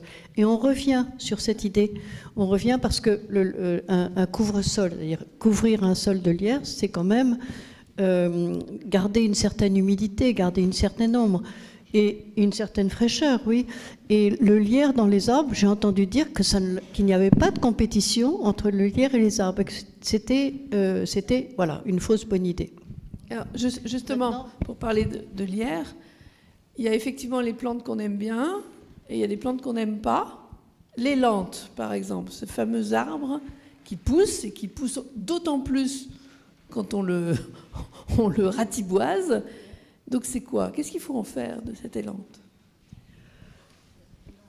Ben, je pense qu'il faut le garder. C'est un arbre formidable, l'élante, parce qu'il pousse vite. Il pousse même sans qu'on le lui demande, puisqu'il a une capacité à se ressemer. Et en plus, il fait des fruits en automne complètement splendides, quoi. C'est vraiment très beau. Par contre, c'est la relation de l'homme avec la nature végétale, ça a toujours été une relation j'avance, je recule, j'avance, je recule. C'est une relation de discussion, de rapport de force. Rapport de force pas violent, bien sûr, mais si on laisse les plantes nous envahir, après il faut se donner beaucoup de mal pour les enlever, pour laisser la place à d'autres plantes. Là aussi, c'est une question d'intuition du jardinier. De temps en temps, il faut en enlever, voilà, parce qu'ils envahissent, mais de temps en temps, il faut en garder, parce que c'est un arbre qui a des capacités d'adaptation au milieu urbain exceptionnelles. Sur les lierres, c'est pas moi qui ai décidé, madame, parce que quand j'étais maire, j'ai des techniciens qui sont bien meilleurs que moi, et donc je leur laisse la compétence. Mais le lierre a deux avantages. Il a été choisi parce que c'est un couvre-sol qui garde l'humidité, comme c'est évoqué. C'est aussi une plante mellifère et qui nourrit les abeilles, les butineurs, à une période où il n'y a pas tant que ça à manger. Donc, gardez le lierre. Franchement, vos abeilles en seront contentes. Enfin, les abeilles au sens générique du terme, au sens large. Et le polonia, dont tout le monde parle. Catalpa. Le polonia, c'est pareil que les landes, ça pousse très vite. Ça fait des très jolies fleurs à l'automne qui sentent très bon. Mais ça fait partie des arbres, des bois. La mode. Puis à la mode aussi. Pas forcément, mais ça fait partie des plantes qui poussent vite, donc on les plante, on en plante beaucoup, mais elles meurent plus vite aussi. C'est comme le peuplier, enfin plus elles sont lentes, je ne me trompe pas Anne, plus elles sont rapides à pousser, plus le bois moins le bois est dur et moins elles sont longévives. Voilà, en clair. Les plantes qui poussent vite ne sont pas longévives. C'est-à-dire qu'un peuplier, au bout de 100 ans, il commence à donner des signes de faiblesse. Un paulownia, c'est les paulownias qui ont été plantés sur la petite place qui est à côté du centre Pompidou, là. C'était magnifique. À une certaine période, il y avait cette espèce de couverture mauve au printemps, c'était exact. Mais on voit qu'ils souffrent, ils ne sont pas bien maintenant, et je pense qu'il faut les remplacer. Karine. Oui, l'arbre en ville est souvent un sujet isolé, ce qu'il n'est pas dans la nature. Est-ce qu'il ne faut pas aussi penser à planter des strates sous-arborées et même aussi des strates au sol, notamment dans une perspective d'amélioration de l'évapotranspiration. Pardon. Oui, c'est une très bonne question. Oui, c'est vrai qu'aujourd'hui, alors ça, Caroline, elle peut très bien en parler, justement sur le fait de pourquoi on plante des arbres isolés en alignement, enfin soit isolés ou soit en alignement, mais le même individu qui se répète plusieurs fois sur un simple alignement, un double alignement. Ça, effectivement, c'est un héritage historique des allées royales où on voulait que les choses soient bien droites. C'est un héritage presque du jardin à la française, en fait, qui a été importé à un moment donné aussi dans la ville. Et dans ce processus d'évolution que j'ai essayé de vous expliquer aussi ce soir par rapport à l'évolution de nos systèmes d'ingénierie, ça fait tout à fait partie, en fait, de la création, parce que là, c'est des choses qui sont quand même assez nouvelles, je dirais, en termes d'écologie et d'écosystème urbain. Donc quand on crée, justement, c'est dans le sens où je vous ai parlé des infrastructures vertes, ça correspond à ce concept-là, en fait. Justement, comment on peut concevoir une infrastructure avec différentes strates qui comment dire, s'intermêlent, font écosystème et permettent justement à la biodiversité aussi de pouvoir s'installer. Donc celle qui est au ras du sol, donc on peut passer des champignons aux insectes, aux pollinisateurs qui sont quand même assez importants. Et que depuis maintenant qu'on a mis en place le zéro phyto aussi dans les villes, voilà, on a aussi des populations d'insectes qui reviennent et qui sont quand même très importants aussi pour l'équilibre des écosystèmes. Cette strate aussi intermédiaire qu'on n'a pas vue depuis plusieurs années, que représentent les arbustes. Les arbustes aujourd'hui, bon, c'est des petits arbres forcément qui n'ont pas de grandes ramures, qui ne font pas de grandes charpentières, qui montent beaucoup moins haut que les arbres, mais qui sont tout aussi importants par rapport à l'effet de bioclimatisation, à la masse qu'ils représentent et à l'évaporation, l'évapotranspiration aussi qu'ils peuvent produire.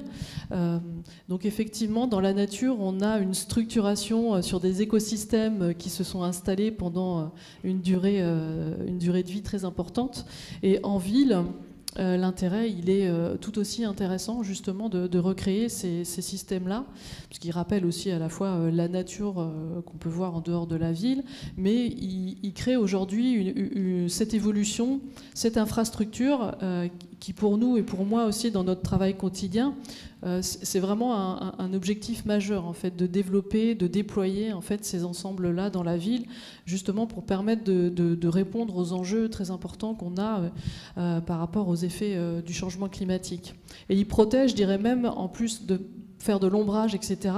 On a parlé du travail transversal qu'on peut faire avec nos collègues de voirie, mais on a aussi du travail, enfin, des échanges de plus en plus avec nos collègues des bâtiments aussi pour que eux, de leur côté, tiennent compte aussi de l'évolution de leur bâtiment, de comment fonctionne un bâtiment au niveau de...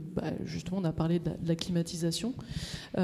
Ces effets-là, ces écosystèmes-là urbains, ils peuvent rendre des services aussi à la gestion et à la climatisation des bâtiments.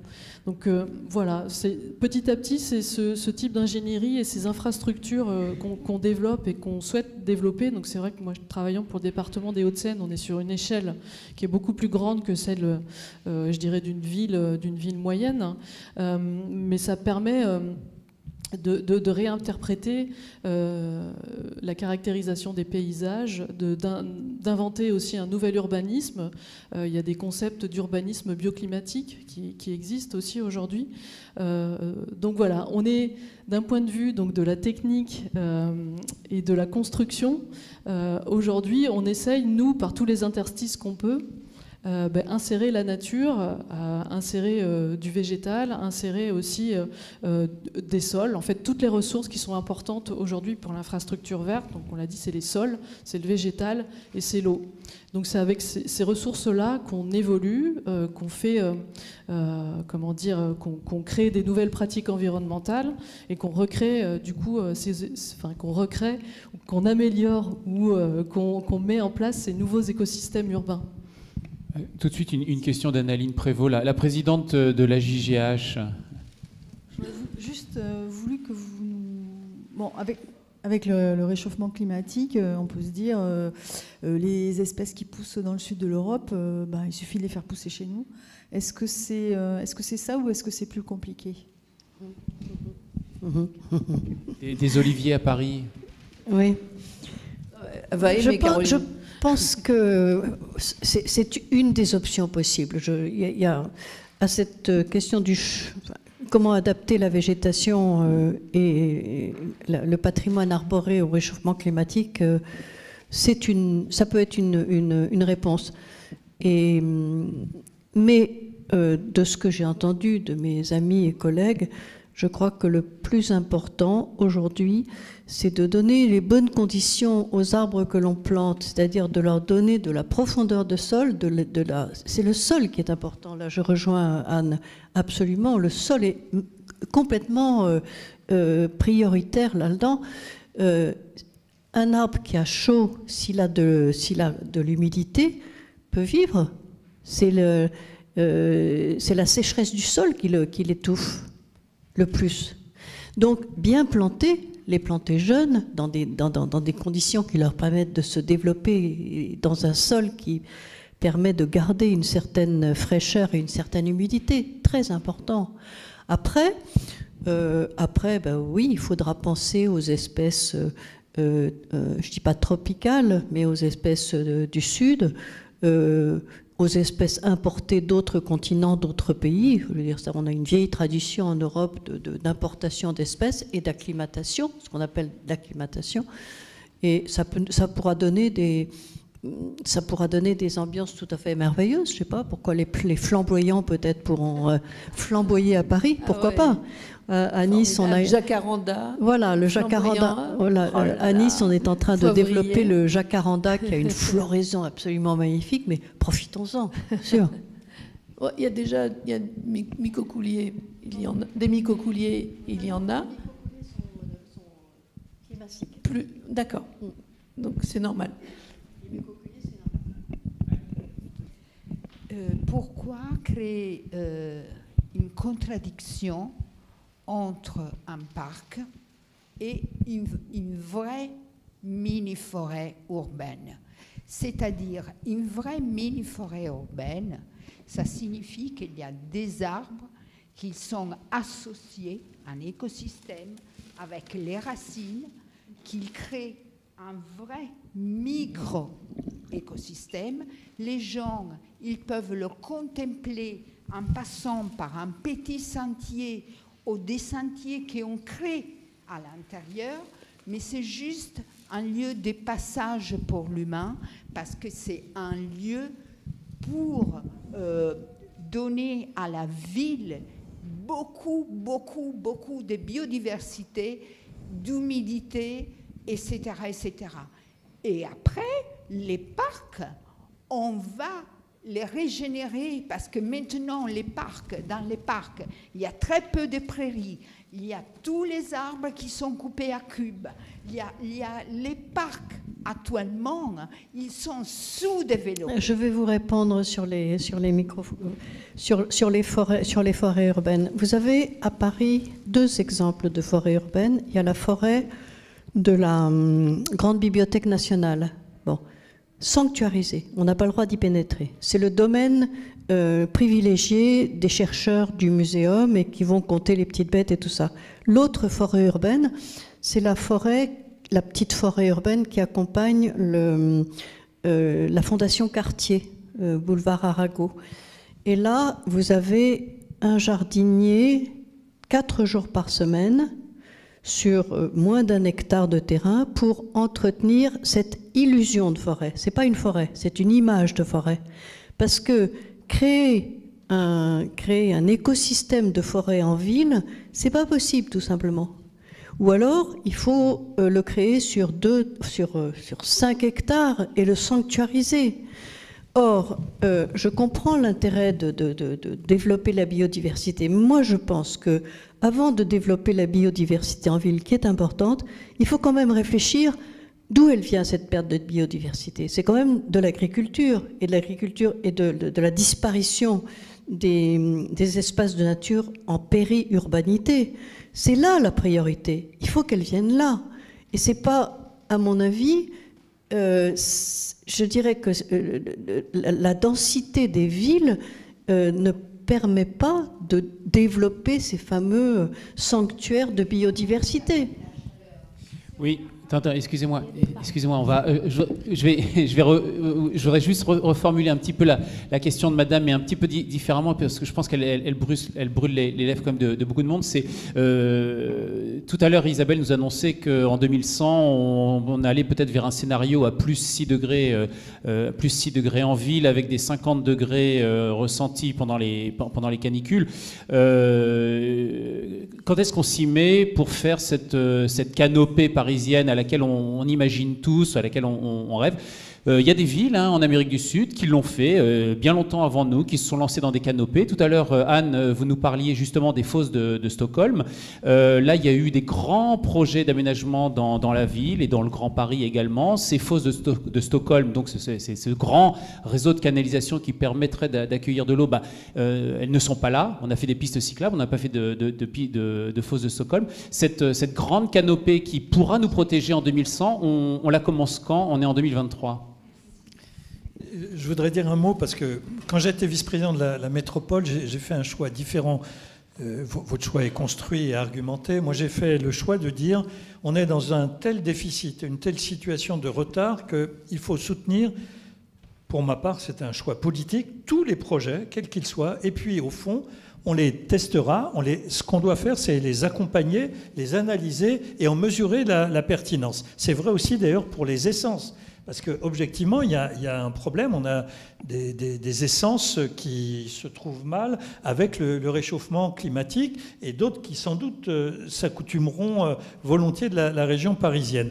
Donc, moi, je pense qu'on a, à ce niveau de déficit, on doit saisir les opportunités qui existent. Il y a un sujet de contradiction des usages. C'est-à-dire que quand on parle de nature, la plupart des citadins, je disais tout à l'heure, j'avais une absolue confiance en eux, pensent d'abord aussi aux usages humains dans la nature. Donc des parcs avec des bancs, avec des endroits où on puisse jouer au ballon, etc., qui est une demande très importante pour des urbains qui vivent quand même dans une densité incroyable, dans des logements de plus en plus petits. Le logement ne cesse de rétrécir dans la métropole du Grand Paris. Donc il y a un sujet d'usage que les forêts Miyazaki ne permettent pas. Mais on peut aussi tolérer qu'il y ait des endroits où il y ait des usages interdits aux humains. C'est pas scandaleux. Moi, par exemple, j'avais proposé ça sur la plupart des carrières de gypse. Vous savez, on a beaucoup d'endroits où il y a des carrières de gypse. Il y en avait une grande à Romainville, par exemple. Et donc, quand vous voulez construire sur des carrières de gypse, vous êtes obligé de construire très très dense parce que ça coûte tellement cher de consolider le sous-sol que rien n'est rentable, sauf si vous montez déjà dans des hauteurs très importantes. Donc moi j'avais dit, on va inverser, on va dire, partout on a une carrière de gypse, au fond on a un parc en devenir ou un espace de nature en devenir. Disons aux promoteurs, cet espace n'est pas pour vous et on va remettre ici un espace de fraîcheur dans la ville. Disons, profitons de ce qui paraît être un désagrément pour en faire un agrément. Donc je crois que le débat, il est ouvert parce que quand vous regardez on est à 81% je pense, d'imperméabilisation des sols. Ça n'est pas vrai qu'à plus 4 ou plus 5 degrés, on pourra vivre correctement dans la métropole. Paris à 50 degrés l'été, ce sera invivable. Or, qui reste... Beaucoup de gens ont une maison de campagne. Notre pays souffre aussi de ça, d'ailleurs. La perte des terres agricoles, c'est souvent la deuxième ou la troisième maison. Au passage à Paris, la moitié des propriétaires sont propriétaires de plusieurs appartements. C'est-à-dire que ce n'est pas non plus le logement pour chaque famille. C'est-à-dire qu'en gros, il y a beaucoup plus de multipropriétaires qu'il n'y a de locataires. Donc on a une vraie réflexion sur ce sujet et sur la façon dont on remet plus de villes. Bon, on ne fera pas, c'était Allais qui disait l'idéal serait de mettre les villes à la campagne pour qu'elles soient mieux. Bon, cette contradiction, elle est permanente dans la ville. Il n'empêche, je pense qu'on est allé beaucoup trop loin dans la minéralisation. C'était les années de l'automobile, etc. Comme on est allé beaucoup trop loin dans le gaspillage de l'eau pluviale. On a des risques d'inondation par les intempéries. D'ailleurs, les dernières inondations dans la métropole du Grand Paris étaient des inondations estivales sur des pluies, j'allais dire torrentielles, en tous les cas, sur des pluies très fortes au mois de juin, au mois de juillet. Donc il faut aussi qu'on apprenne à conserver l'eau pour les ramener dans les sols. Il faut Moi, je me permets une remarque sur le dialogue public-privé qui me tient beaucoup à cœur parce que j'étais maire et je sais que la puissance publique ne peut pas tout faire non plus dans l'aménagement de la ville. Par exemple, les promoteurs privés ont en général la tentation de construire un bâtiment et de mettre la nature au milieu. Comme ça, tous leurs copropriétaires vont bénéficier d'un bout de nature. Mais si vous faites ça partout, eh bien, vous n'avez plus aucune continuité écologique. Et donc, les questions de la biodiversité sont aussi importantes que les questions des arbres. C'est un ensemble vivant, c'est un système, et il faut donc nourrir cet écosystème et lui permettre de se retrouver. Donc moi, je demandais, par exemple, aux promoteurs d'avoir un lien avec les trames vertes de la ville ou la trame de la Bièvre réouverte dans notre ville. Donc plutôt d'ouvrir leurs espaces verts sur l'extérieur et sur l'espace public, plutôt que de s'enfermer dans les espaces publics. Donc, je pense qu'il y a comme ça, on est quand même dans une période, et je finis là-dessus, où il y a beaucoup de progrès des connaissances, beaucoup de progrès des savoir-faire, beaucoup de partage. Et au fond, merci le débat de ce soir. Moi, j'ai appris encore beaucoup de choses et je pense qu'on en a beaucoup à apprendre. Partageons ces expériences, mais faisons-les. De toute façon, il n'y aura aucune expérience. Vous savez, les seuls risques pour la métropole du Grand Paris sont les risques d'hyper-densification du bâti. Ce sont les risques de la rentabilisation à l'extrême de chaque mètre carré qui font que la nature en disparaît. Je pense qu'au fond, c'est moins grave de prendre un risque Miyazaki que de prendre un risque d'hyper-densification de la métropole. Encore une question. J'ai des questions dans la salle. Hein. Oui. Vous avez parlé d'engineering, vous avez parlé de beaucoup de choses, vous avez parlé des fausses bonnes idées, vous avez parlé d'éducation aussi. La fameuse forêt urbaine de la place de Catalogne, 9 millions. Et sous les arbres, des brumisateurs. Hein. Comment est-ce qu'on fait pour éduquer ceux qui ont décidé là de l'autre côté? Comment est-ce qu'on fait pour allier toutes vos connaissances, tout ce dont vous parlez, et qui ne sont pas dans une grande métropole comme Paris? Comment est-ce qu'aujourd'hui, en 2023, on a pu décider de ces fausses bonnes idées? Comment faire rentrer Plantécité ceux qui décident dans notre grande capitale? C'est extrêmement compliqué parce que la fausse bonne idée, ou l'idée qu'on sort du chapeau comme ça, comment lutter contre quand c'est le maire de la capitale qui vous dit je veux ça, je veux ça. Et je pense qu'il arrive très souvent que les services techniques des villes s'arrachent les cheveux parce qu'une injonction de l'élu, du maire, ils sont obligés d'obtempérer et quelquefois, malheureusement, les élus n'entendent pas, n'écoutent pas, ne veulent pas entendre. Alors, moi, j'ai suivi un petit peu les histoires de forêts urbaines de Paris, là, et notamment celles qui devaient être plantées devant l'hôtel de ville, pas loin d'ici, là. Comment faire? Il n'y a que les associations de citadins, de citoyens, il n'y a que ça qui les font reculer. C'est-à-dire c'est énormément d'énergie dépensée dans un sens et dans un autre, avec des arbitrages qui sont souvent pris un peu à la légère et un peu à la va-vite, et on va quand même faire une forêt urbaine parce qu'il faut faire une forêt urbaine. Mais c'est... Bon, je pense que c'est la marque du temps. Où en fait, pour passer à une nouvelle économie, une nouvelle société, une nouvelle façon de vivre et une nouvelle façon de construire la ville, il faut parfois passer par la confrontation. Et malheureusement, dans notre pays, la confrontation est souvent violente et pas tellement dans la discussion et dans la négociation. J'ai pas mal d'exemples au Danemark où les choses se passent différemment. Il y a une culture de la concertation au Danemark qui est totalement différente. En Suisse aussi, par exemple. Pour chaque mini-projet, il y a une votation des habitants. On n'est pas dans cette culture-là. Et là, on est vraiment dans la confrontation. Mais il faut que nous battions, il faut que vous vous battiez, il faut s'exprimer. Il faut s'exprimer par tous les moyens quand on est contre. Mais avec des arguments techniquement ou arboricolement ou naturellement fondés.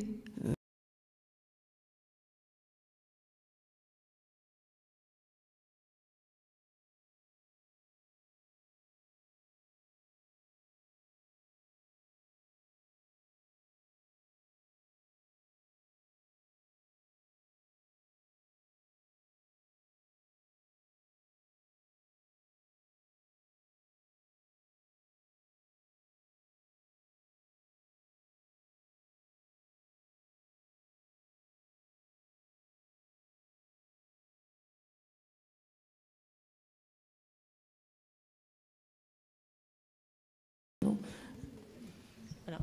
Ben, c'était même l'objectif de cette soirée, c'est de vous encourager à sauver les arbres. Au revoir, merci.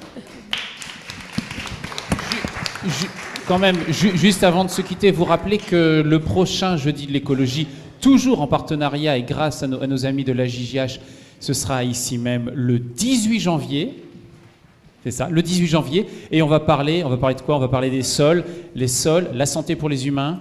Donc un sujet très proche. Et puis également, avant juste de partir, à la sortie, vous trouverez le livre de Caroline Molly sur la table en vente. N'hésitez pas, vous pouvez passer, le feuilleter et vous saurez tout sur l'ombre des arbres et les arbres. Très bonne idée. Et oui. Voilà. Et on se retrouve en bas pour une bière.